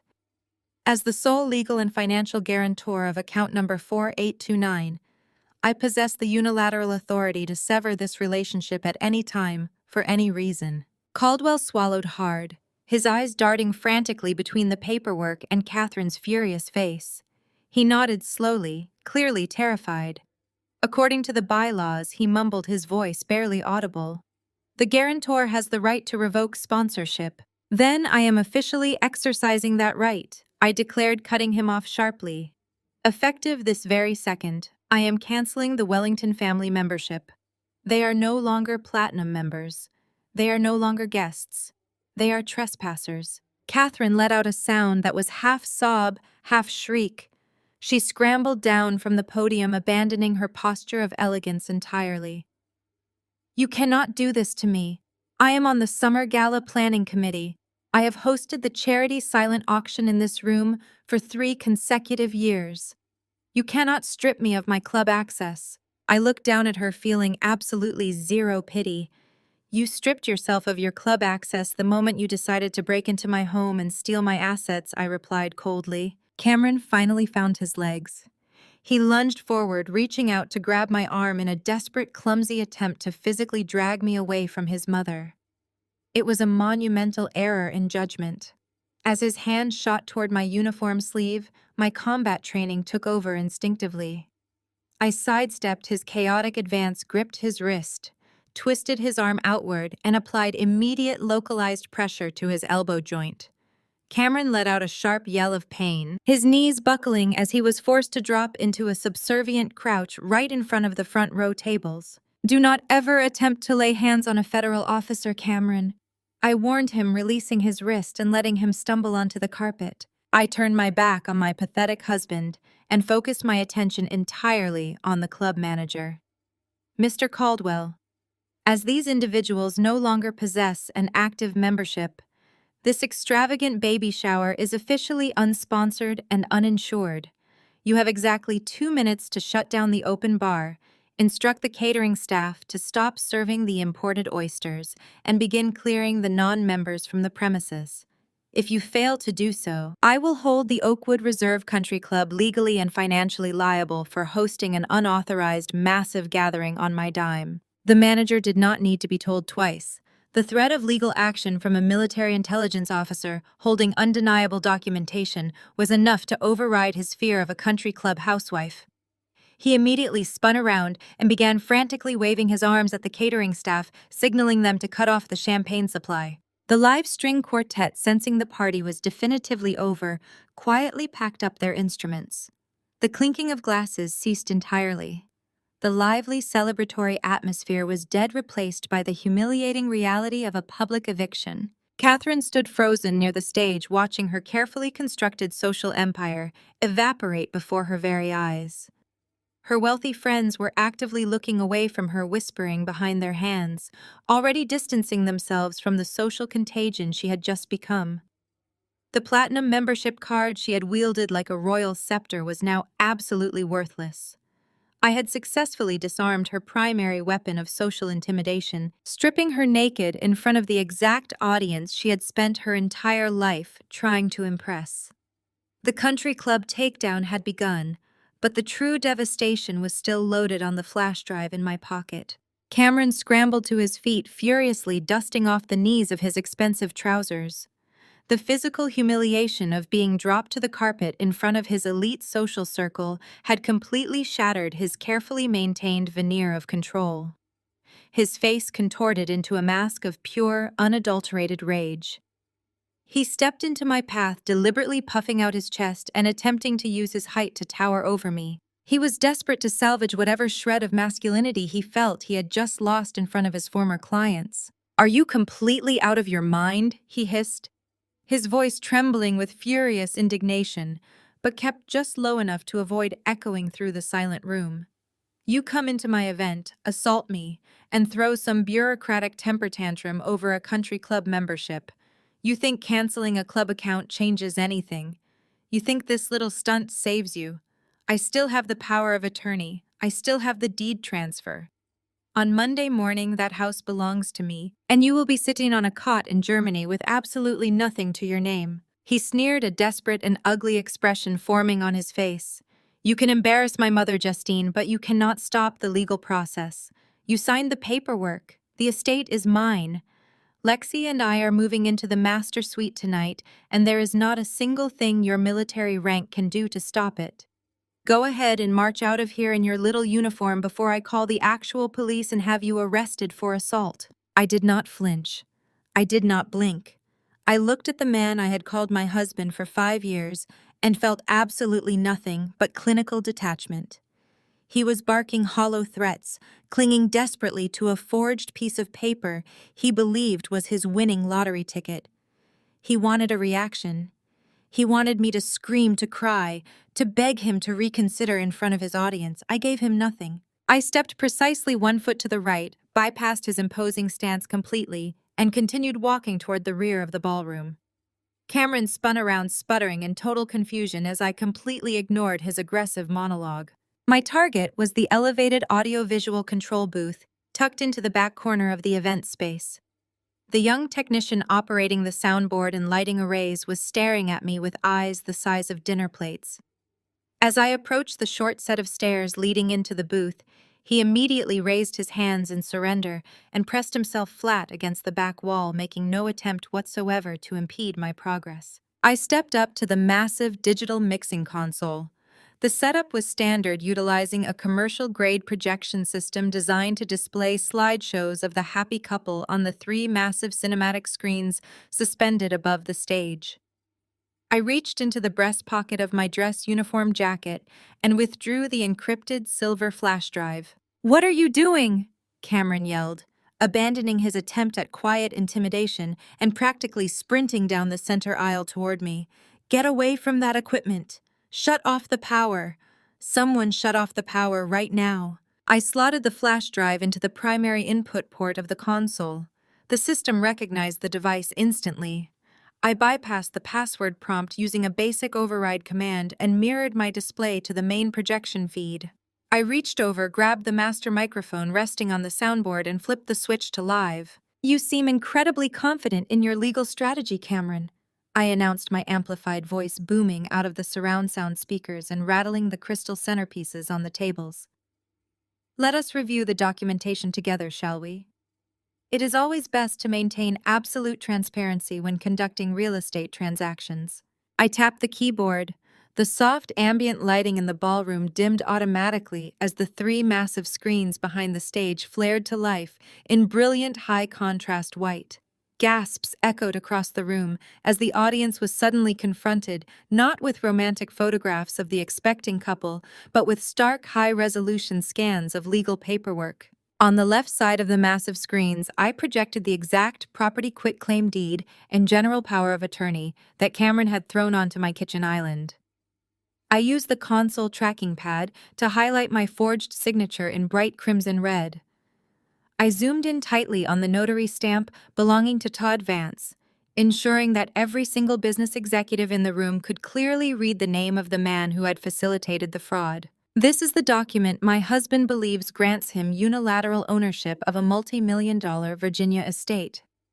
I stated, my voice echoing with icy authority. He claims he slipped this into my military deployment files, exploiting my exhaustion to secure a fraudulent signature. He claims this piece of paper is his ultimate victory. I pressed the next key. On the right side of the screens, a completely different set of documents appeared.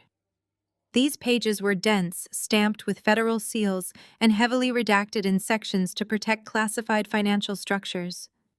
The header, however, was explicitly clear. It read, "Irrevocable Blind Trust Agreement." The audience stared at the screens, the wealthy country club members instantly recognizing the highly specialized legal formatting of elite asset protection. "There is a critical flaw in your exit strategy, Cameron," I explained, looking down at him from the elevated booth. "You assumed the house was a simple civilian asset held in my name. You assumed the money used to purchase it was derived from your non-existent finance bonuses. You assumed you could just steal it with a forged signature and a corrupt notary." I zoomed in on the property ownership clause of the trust document. "But I do not own that house." I continued, letting the brutal reality of the words sink in. The property is wholly owned by a federally protected, ironclad blind trust. The trust is funded entirely by classified cybersecurity patents I developed for the Department of Defense. It is a legal fortress designed specifically to protect military assets from hostile foreign threats and domestic fraud. I watched Cameron face as the information finally breached his arrogant defenses. His mouth hung open. The blood drained from his cheeks, leaving him looking like a hollow and terrified shell. He looked from the screen to me and back to the screen again. The absolute certainty he had possessed just moments ago completely evaporated into thin air. A power of attorney, forged or legitimate, cannot authorize the sale of an asset held within a federal blind trust without the direct biometric authorization of the primary trustee. I projected the final, undeniable truth across the ballroom. "Your document is legally worthless, Cameron. It is not a deed transfer. It is simply a signed confession to attempted real estate fraud and aggravated identity theft. You cannot sell the house on Monday because you never owned a single brick of it to begin with." The murmurs in the crowd escalated into loud, scandalized whispers. Cameron stood paralyzed in the center aisle. He reached up and loosened his expensive silk tie, suddenly struggling to breathe as the reality of his monumental failure crushed him. His golden ticket, his massive payout, his grand plan to secure a mansion for his mistress had just disintegrated in front of everyone he wanted to impress. He had risked federal prison for a piece of paper that was practically tissue paper against a tank. The house was untouchable. But the demolition of his life was only just beginning. I watched Cameron process the absolute destruction of his real estate scheme. He stood frozen in the center aisle. I did not give him time to recover. I pressed the next key on the console. The three massive screens behind the stage shifted instantly. The trust documents vanished, replaced by a stark official corporate letterhead. I directed my attention to the tables occupied by Cameron's former colleagues and the wealthy clients he had invited to flaunt his supposed success. "You have all spent the afternoon celebrating a man you believe to be a titan of the financial industry. You think he is a top-tier broker managing multi-million-dollar portfolios." I zoomed in on the date and the signature at the bottom of the letter. "I am afraid you are celebrating a phantom." The document projected across the room was his official notice of termination from his brokerage firm. The date was clearly visible, stamped exactly 6 months ago. I highlighted the termination cause in bright yellow. It cited severe performance failure and a gross violation of internal compliance policies. "My husband has not earned a legitimate corporate paycheck in half a year," I announced. My voice sliced through the rising murmurs of the crowd. "Every tailored suit, every expensive dinner, and every round of golf he has purchased since then has been funded by a massive, highly illegal house of cards." I clicked to the next slide.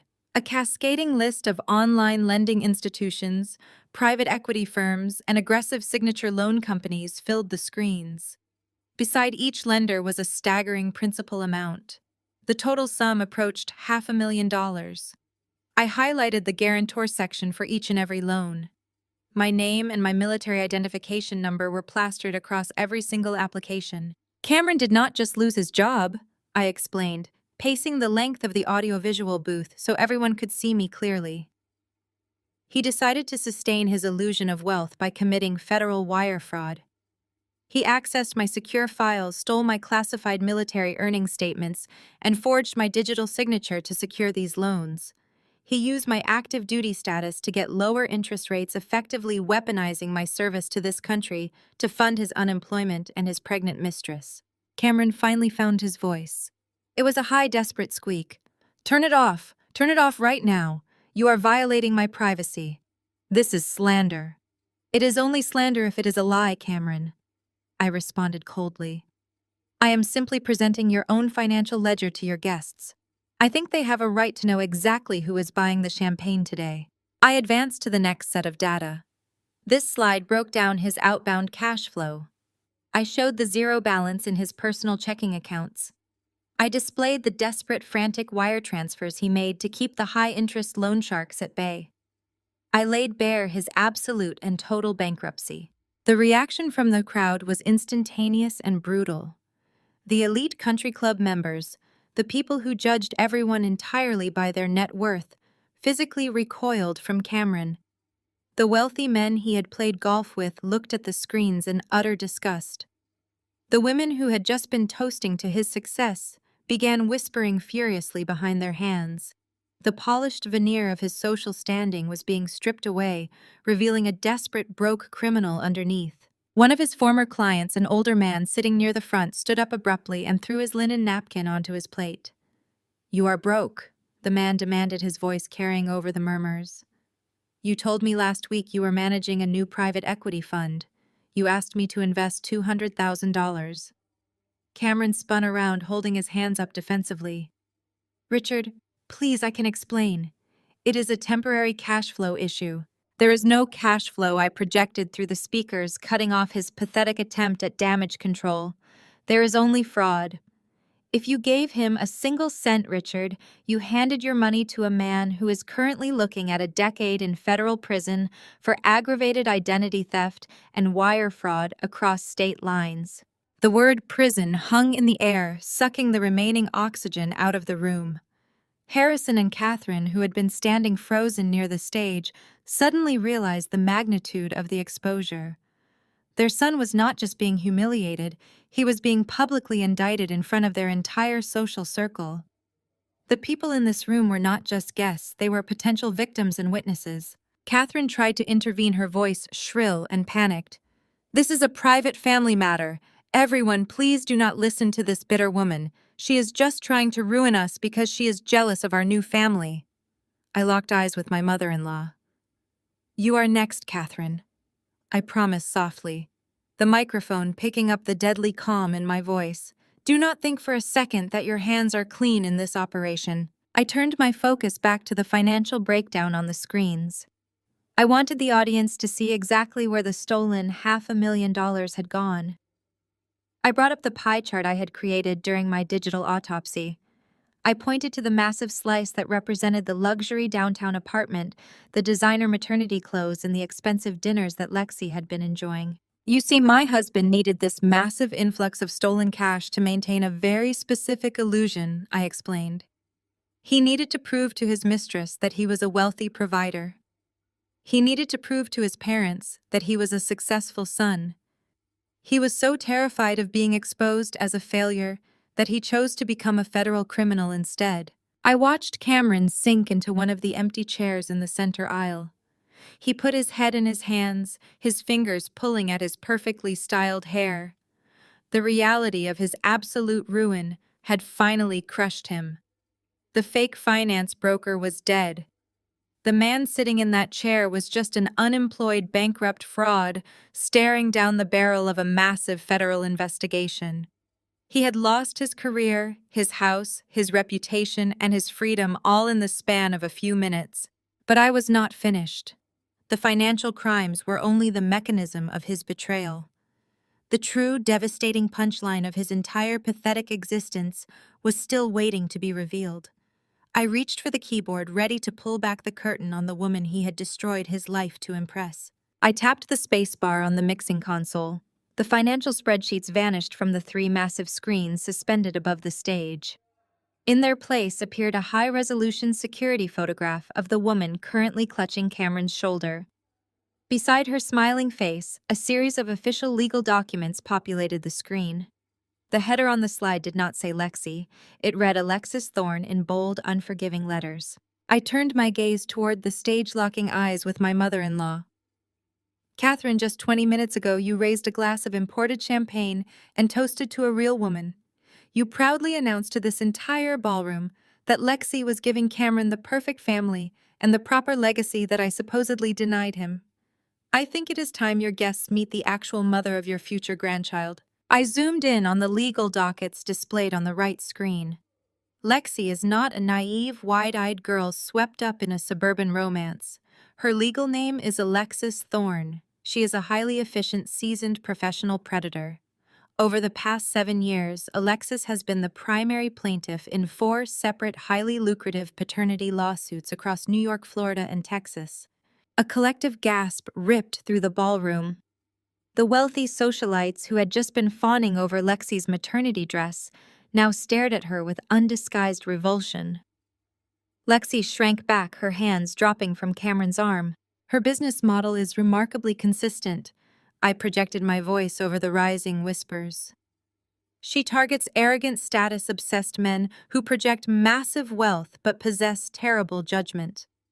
She feigns a miraculous pregnancy, demands luxury housing extracts, massive sums of cash for prenatal care, and then quietly settles out of court with a strict non-disclosure agreement once the victim realizes they have been played.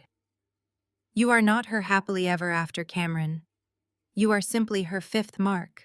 Cameron slowly lifted his head from his hands. He looked at Lexi, his eyes bloodshot and wide with panic. Lexi, tell me this is a lie, he pleaded, his voice cracking.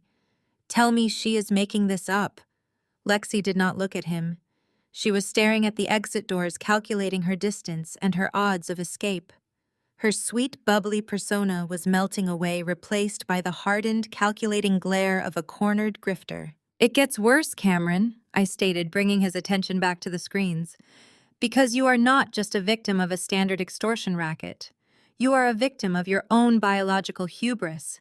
You destroyed your marriage, ruined your career, and committed federal wire fraud to fund a nursery for a child that does not even belong to you. I clicked the next slide. A stark dual timeline appeared. On the top, I displayed Cameron's geographical tracking data from 6.5 months ago. On the bottom, I displayed Lexi's flight manifests and hotel receipts from the exact same period. Let us look at the window of conception for a pregnancy of this visible progression. I instructed the room, acting as a forensic guide through his humiliation. 6.5 months ago, Cameron was physically located in Virginia. My data-scraping algorithms prove he was frantically visiting local branch banks, desperately trying to secure his first round of fraudulent loans after being fired. Alexis, however, was nowhere near the state of Virginia. She had checked into a luxury beach resort in Miami, Florida under her real name. She did not fly into the Washington metropolitan area until exactly 4 months ago. I paused, letting the geographical impossibility sink into the minds of the audience. The math was undeniable. But geography is just a minor detail compared to the medical reality. I continued delivering the final fatal blow. I brought up a redacted, highly official medical file on the center screen. 2 years ago, Cameron suffered a localized sports injury. He claimed it was a minor issue, but the resulting surgical intervention was quite extensive. The medical records clearly confirm that Cameron is physically and medically incapable of fathering a child. The ballroom erupted. The polite, hushed whispers transformed into outright exclamations of shock and disgust. Harrison collapsed into a nearby chair, clutching his chest as if he were having a heart attack. Catherine let out a guttural, horrifying wail, pressing both hands over her face as her glorious family legacy evaporated into thin air. She had spent the entire afternoon bragging to her elite peers about a grandchild fathered by a random stranger in a Miami hotel room. Cameron looked like a man who had just been shot. He stared at the medical records on the screen, then slowly turned his head to look at Lexi. His entire body trembled. He had embezzled $500,000. He had forged a military officer's signature. He was facing federal prison. And it was all for a complete and total lie. "You told me it was a miracle," Cameron whispered, his voice completely devoid of life. "You told me the doctors were wrong." The sweet, innocent mask finally fell off Lexi's face. She let out a sharp, derisive laugh that echoed horribly in the tense room. "Oh, grow up, Cameron," she snapped, her voice stripped of its high-pitched sweetness, revealing a harsh, abrasive tone. "You were an easy target. You walked around flashing that fake wealth, so desperate to prove you were a big man. You wanted a trophy to parade in front of your mommy. I gave you exactly what you asked for. It is not my fault you were too stupid to do the math." She did not wait for a response. Lexi grabbed the skirt of her designer maternity dress, abandoned her expensive purse on the catering table, and shoved her way past a cluster of stunned country club members. She bolted for the side exit, her heels clicking frantically against the hardwood floor. Cameron did not try to stop her. He did not chase after her. He simply sat there staring at the empty space where his fake future had just been standing. The profound, suffocating weight of his actions had finally crushed him completely.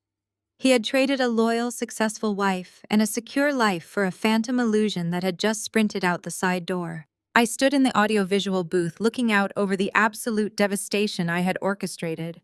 The room was in total chaos.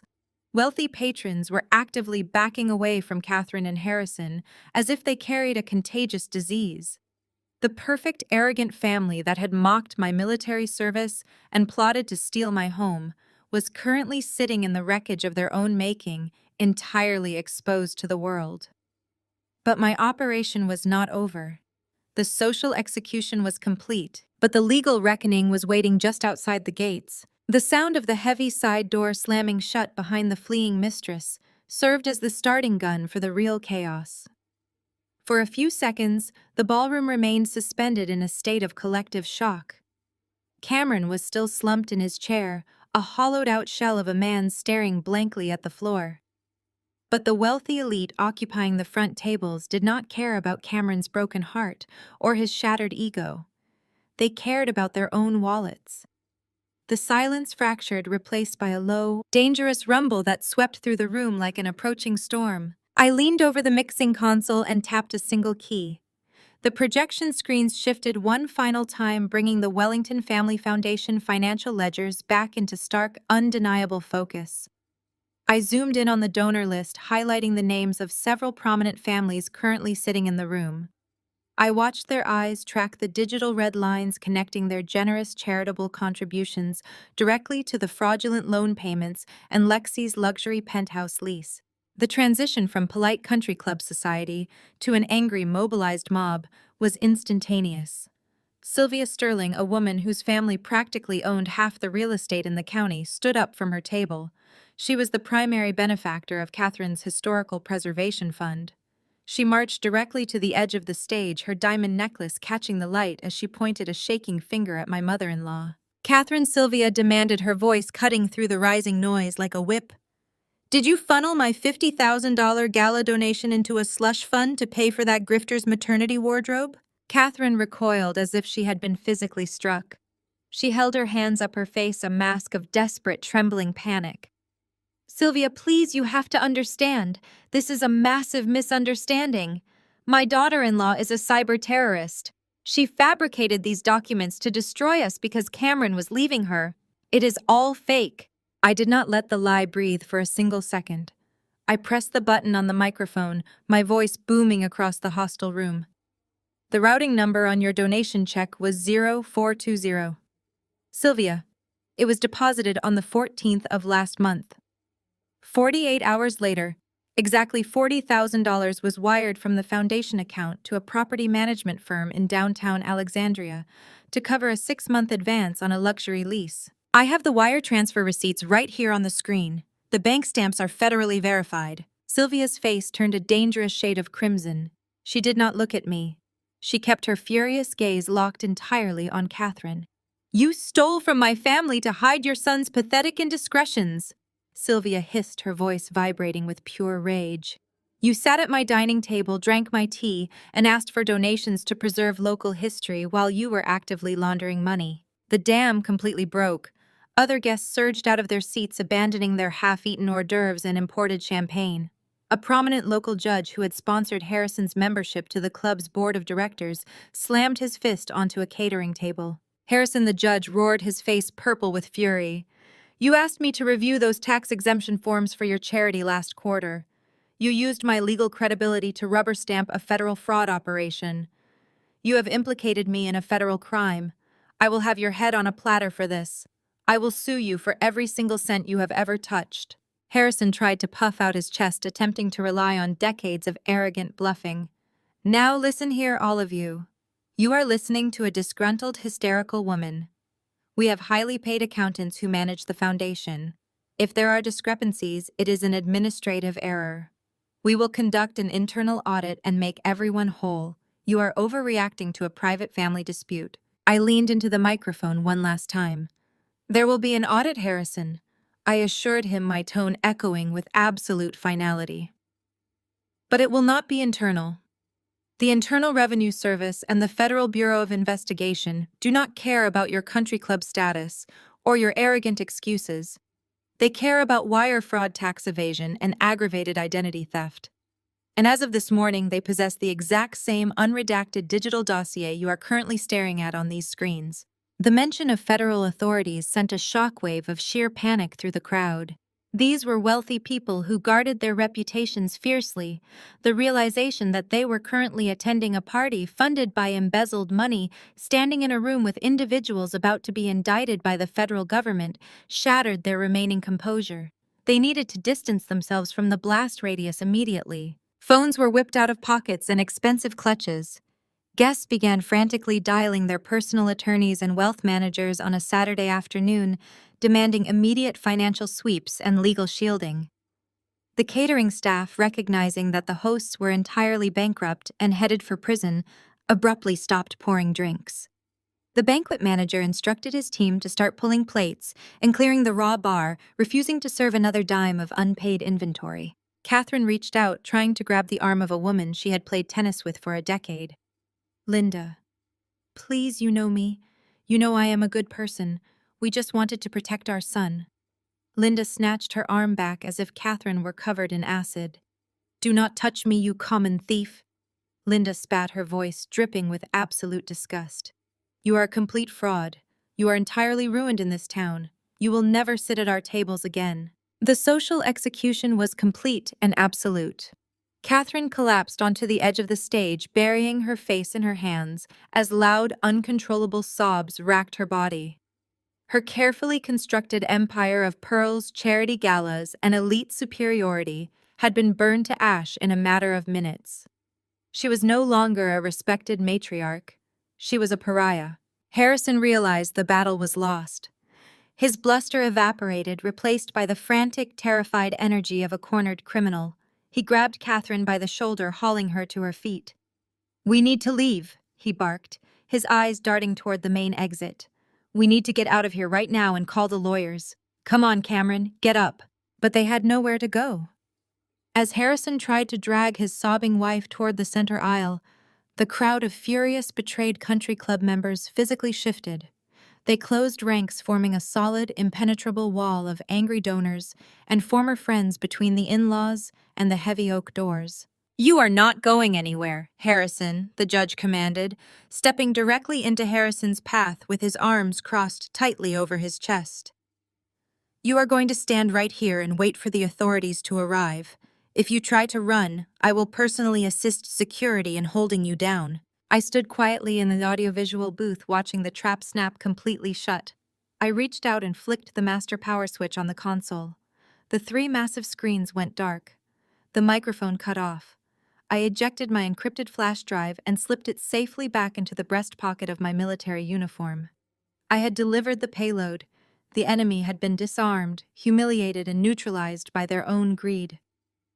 I adjusted my collar, turned my back on the screaming crowd, and walked down the stairs of the booth to meet the flashing red and blue lights that were currently pulling into the country club driveway.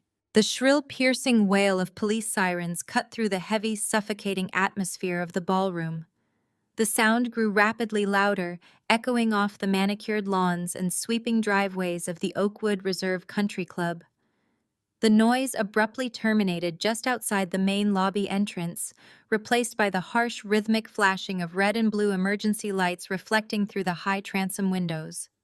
The angry mob of wealthy elites, who had just trapped my in-laws against the stage, instinctively parted to create a wide path down the center aisle. I walked down the short carpeted stairs from the audio-visual booth, my combat boots moving with slow, deliberate purpose. I stopped a few feet away from where Cameron was still slumped in his chair. He looked up at me, his eyes red and brimming with absolute terror, as the heavy, unmistakable sound of tactical boots echoed on the marble floors of the foyer. "You actually thought I came here today just to humiliate you," I stated, looking down at my husband with cold, clinical detachment. "You thought I wore my uniform to a country club baby shower simply to make a dramatic exit. You are still thinking like a civilian, Cameron.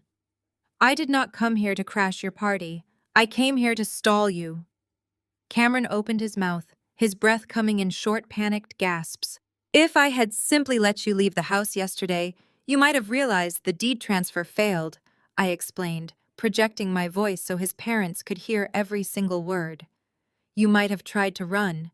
You might have tried to move the embezzled funds to an offshore account. I needed you complacent, gathered in one single, easily accessible location. I transmitted my entire encrypted forensic dossier to the Federal Bureau of Investigation and the Military Criminal Investigation Division yesterday morning." The heavy oak doors of the ballroom swung wide open. A squad of uniformed local police officers stepped inside to secure the perimeter, their hands resting cautiously on their duty belts. They were immediately followed by 4 individuals wearing crisp dark suits with federal credentials displayed prominently on their lapels. The lead agent, a tall man with an unyielding expression, scanned the silent, staring crowd. He held a thick stack of printed warrants in his hand. Cameron Hayes, the lead agent, called out, his voice a sharp bark of authority that demanded immediate compliance. Cameron tried to stand up, but his legs shook so violently he immediately collapsed back into the chair. He looked frantically toward the stage, searching for his parents to save him, to buy his way out of consequences like they always had. But Harrison and Catherine were frozen against the floral podium, utterly paralyzed by the sight of federal law enforcement invading their sacred social sanctuary. 2 federal agents closed the distance in seconds. They flanked Cameron, grabbing him firmly by the upper arms and hauling him to his feet. "Turn around and place your hands behind your back," one of the agents instructed, his tone leaving absolutely zero room for negotiation. Cameron began to openly weep. The arrogant, slick finance broker was completely gone, replaced by a sobbing, terrified criminal facing the reality of his actions. "Justine." "Please," Cameron begged, twisting his neck to look at me as the agents pulled his arms backward. "Tell them it is a mistake. Tell them we can fix the money. Please, I am your husband." The distinct metallic click of steel handcuffs snapping shut rang out sharply across the dead, silent ballroom. It was the most satisfying sound I had heard in 5 years. "I do not negotiate with terrorists, and I do not bail out felons," I replied, keeping my posture perfectly rigid. The lead agent stepped forward and began reciting the Miranda warning, loudly citing the specific charges. "Cameron Hayes, you are being placed under federal arrest for wire fraud, bank fraud, and aggravated identity theft. You have the right to remain silent. I highly suggest you use it." While Cameron sobbed uncontrollably into the carpet, the other 2 federal agents turned their attention directly to the stage. They marched up the short steps, approaching my deeply disgraced in-laws. Catherine instinctively shrank back, holding her hands up defensively. Harrison and Catherine Wellington, the second agent, announced, stepping onto the stage. "We need you to step outside into the lobby for questioning. We have active warrants regarding your roles as primary administrators of the Wellington Family Foundation, specifically concerning conspiracy to commit money laundering and tax evasion." Harrison's lifelong bravado immediately crumbled into pathetic cowardice. He threw his hands up, pointing frantically at his own son, who was currently being dragged up the aisle in chains. "We had absolutely no idea where that money came from," Harrison shouted, his voice cracking in desperation. "We are innocent philanthropists. Cameron told us it was from his private equity commissions. He lied to us. We are victims here." He threw his own child under the bus without a single second of hesitation. It was a spectacular display of the exact moral bankruptcy that defined their entire family tree. "We have hundreds of your internal emails proving otherwise," Mr. Wellington, the agent replied dryly, entirely unimpressed by the theatrical denial. "Please step off the stage, or we will be forced to place you in restraints as well." Two local police officers moved forward to escort the panicked, protesting older couple out of the ballroom. Catherine was weeping hysterically, her expensive mascara running in dark streaks down her pale cheeks. She looked wildly at the crowd of her former friends, begging for anyone to intervene. The wealthy country club members actively turned their backs on her, refusing to make eye contact with a federal suspect. Her social empire was officially reduced to ashes. The lead agent walked over to me. We exchanged a brief professional nod of mutual respect. "Captain," the agent said quietly, "we received your encrypted transmission. The data compilation was highly effective. Your containment strategy prevented the suspects from initiating any flight protocols. The warrants were executed without incident. I like to leave my operational areas completely neat and tidy before I deploy," I replied smoothly. "The digital backups are secured on the federal server. You have everything you need for the indictments." Cameron was marched down the center aisle, paraded directly past the wealthy donor's former clients and elite club members who had just witnessed his total financial and personal dissection. He kept his head bowed, his tears dripping onto his ruined designer shirt. The absolute destruction of his life was playing out in high definition. I watched him being escorted out the heavy oak doors, feeling no remorse, no lingering heartbreak, and no pity. I felt only the clean, sharp satisfaction of a successfully completed mission. The ballroom began to empty rapidly as the local police took control of the scene to identify potential witnesses and secure the venue. The extravagant baby shower decorations, the towering ice sculptures, and the imported champagne were abandoned, serving as a pathetic monument to a family built entirely on lies. I turned away from the chaotic lobby. My part in this particular battle was officially over. I smoothed the front of my military uniform jacket, ensuring the fabric sat perfectly straight across my shoulders. The trap had sprung, the targets were neutralized, and I was entirely free. I began walking toward the exit, preparing to leave the wreckage of my marriage and the Oakwood Reserve Country Club behind me forever. The afternoon sun was beginning to dip below the tree line as I walked out the glass doors of the Oakwood Reserve Country Club. The flashing emergency lights cast harsh red and blue shadows against the pristine white columns of the entrance. I did not look back at the chaos unfolding in the lobby. I approached my vehicle, unlocked the doors, and slid into the driver's seat. The leather was hot against my uniform, but the quiet isolation of the car felt like an absolute luxury after the deafening roar of the ruined reception. I started the engine, navigated past a line of newly arriving news vans, and drove away from the epicenter of my former life. The drive back to my Virginia estate was remarkably peaceful. The adrenaline that had fueled my country club offensive was slowly bleeding away, replaced by a profound, settling calm. I pulled into my long, winding driveway for the very last time. The house sat perfectly still against the backdrop of the manicured lawn. There were no rented moving trucks. There were no arrogant in-laws drinking my wine. Cameron was currently sitting in a federal holding cell, and Lexi had sprinted off to find her next mark. The sanctuary they had tried to steal was entirely empty. I unlocked the heavy oak door and stepped inside. The silence was absolute. The spilled vintage Cabernet from yesterday afternoon had dried into a dark, sticky stain on the pristine white marble of the kitchen island. The forged power of attorney still rested exactly where Cameron had arrogantly tossed it, a pathetic monument to his fatal miscalculation. I did not bother cleaning the counter. I did not touch the fraudulent documents. That was no longer my responsibility. At precisely 4 in the afternoon, a sleek black sedan pulled up to the curb. Two individuals in sharp business suits approached my front porch. I opened the door to greet my legal representative from the Blind Trust, accompanied by a senior partner from an elite discreet real estate management firm.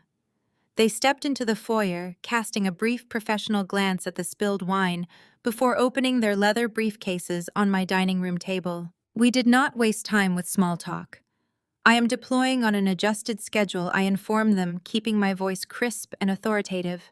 I require a complete expedited liquidation of this asset. The real estate manager nodded, pulling out a stack of binding contracts. We are prepared to execute a total turnkey sale, Captain. The property will be listed off-market to our network of pre-approved cash buyers. You will not need to be present for staging negotiations or the final closing. The trust attorneys will handle all financial transfers directly to your secure accounts. I picked up the heavy brass pen resting on the table. I signed the authorization forms transferring full operational control of the estate to the management company. I instructed them to sell the property fully furnished. I did not want the custom sofas, the expensive artwork, or the high-end appliances. Cameron had tainted every single item in this house with his deception.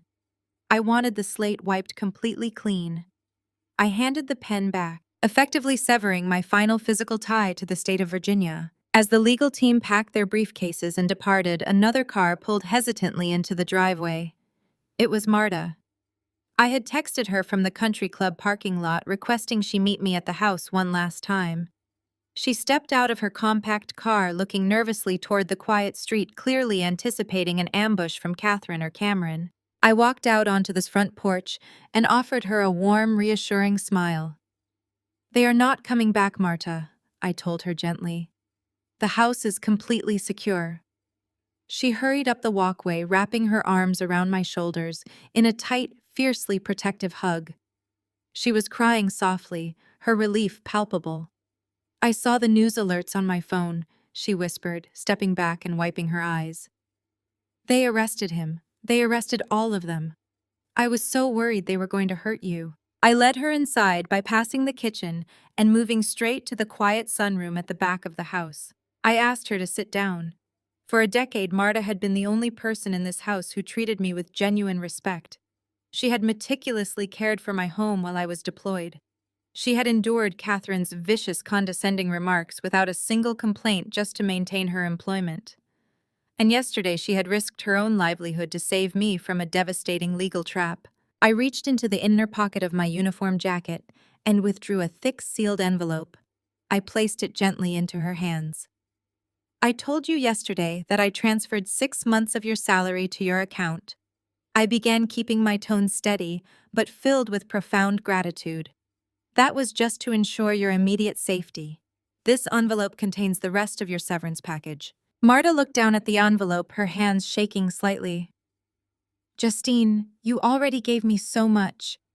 You do not owe me anything else." "I owe you my financial security," I corrected her firmly.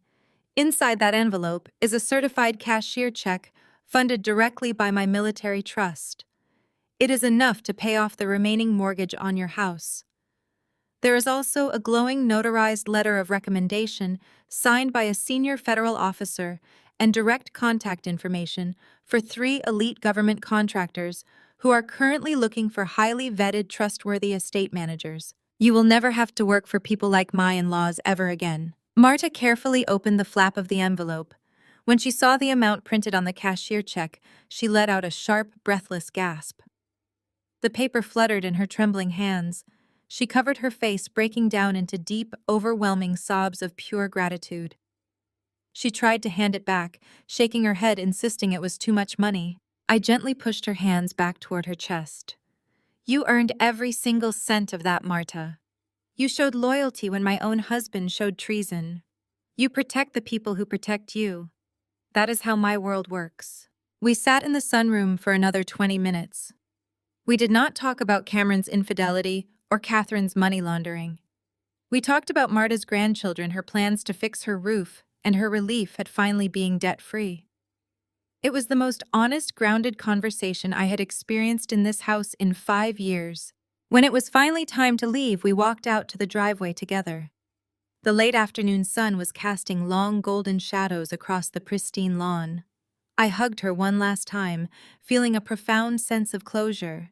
She thanked me repeatedly, promising to keep me in her prayers as I deployed. I watched her get into her car and drive away, her future completely secure. I turned back to the house. I did not feel a single shred of nostalgia. The structure behind me was just bricks, glass, and wood. The life I had tried to build inside it was a carefully orchestrated illusion, a trap I had narrowly escaped. I pulled the heavy front door shut, listening to the heavy deadbolt slide firmly into place. I did not leave a key under the mat. The management company had their own access codes. I walked to my vehicle, opened the door, and slid into the driver's seat. My single duffel bag was resting quietly on the passenger side. I started the engine, shifting the car into drive without a second glance at the bay windows. The physical loose ends were entirely tied up. The collateral damage was mitigated. My loyalty had been rewarded, and the traitors had been locked in federal custody. It was time to head to the airport. The drive to the military airfield took less than an hour. The transition from the civilian highways of Virginia to the heavily fortified gates of the airbase felt like crossing a border between two entirely different dimensions. I navigated my vehicle through the final security checkpoint, presenting my military identification to the guard on duty. He saluted sharply, his posture rigid and professional. I returned the salute, feeling a profound sense of rightness settle deep into my bones. This was where I belonged. There were no country club politics here, no fake smiles, and no superficial judgments based on designer labels or social climbing. Here respect was earned through competence, discipline, and absolute loyalty. I parked in the designated long-term deployment lot, grabbed my single olive drab duffel bag from the passenger seat, and locked my car for the final time. I walked toward the flight line, the heavy scent of jet fuel and hot tarmac filling the humid afternoon air. The massive gray hull of a C-17 Globemaster transport aircraft loomed on the runway, its massive rear cargo ramp lowered and waiting. It was not a luxury commercial airliner. There were no plush reclining seats, no complimentary hot towels, and certainly no imported champagne waiting in first class. It was a utilitarian machine built for global reach and tactical dominance. It was absolutely perfect. I walked up the steep metal ramp and entered the cavernous cargo bay. The interior was a cavern of exposed wires, reinforced steel beams, and red nylon webbing. A few other service members were already strapped into the canvas jump seats lining the walls, their expressions focused and calm. I found my assigned position near the forward bulkhead, stowed my duffel bag under the netting, and strapped myself into the 4-point harness. I leaned my head back against the nylon mesh, listening to the massive turbine engines begin their pre-flight spool-up sequence. The deep mechanical vibration resonated through the floorboards and up through my combat boots, signaling the imminent departure. I reached into the pocket of my uniform jacket and pulled out my encrypted mobile device to switch it over to airplane mode. Before my thumb could swipe across the screen, the device vibrated violently in my palm. A rapid, continuous stream of notifications flooded my home screen. The local authorities had clearly processed the arrests, and the reality of federal holding cells had finally set in. I stared at the screen as 4 new voicemails populated my secure inbox. The automated transcription software on my device instantly converted the audio files into bold, unforgiving text. I did not even need to raise the phone to my ear to witness their absolute destruction. The first message was from Harrison. He was calling from a local detention center holding phone. The transcription captured his frantic, hyperventilating tone. "Justine, please, you have to answer the phone. You have to call the federal prosecutor and tell them it was all a misunderstanding. They froze all my accounts. They seized the foundation ledgers. Catherine is having a panic attack in a holding cell, and my lawyer is demanding a $50,000 retainer that I cannot access. Please, you are my daughter-in-law. You have to help us fix this. We will give you anything you want." The second message was from Catherine. Her voice was not transcribed as the polished, arrogant country club matriarch. It was transcribed as a series of fragmented, hysterical sobs. "Justine, I am begging you. Do not let them do this to me. I cannot go to federal prison. I will not survive it.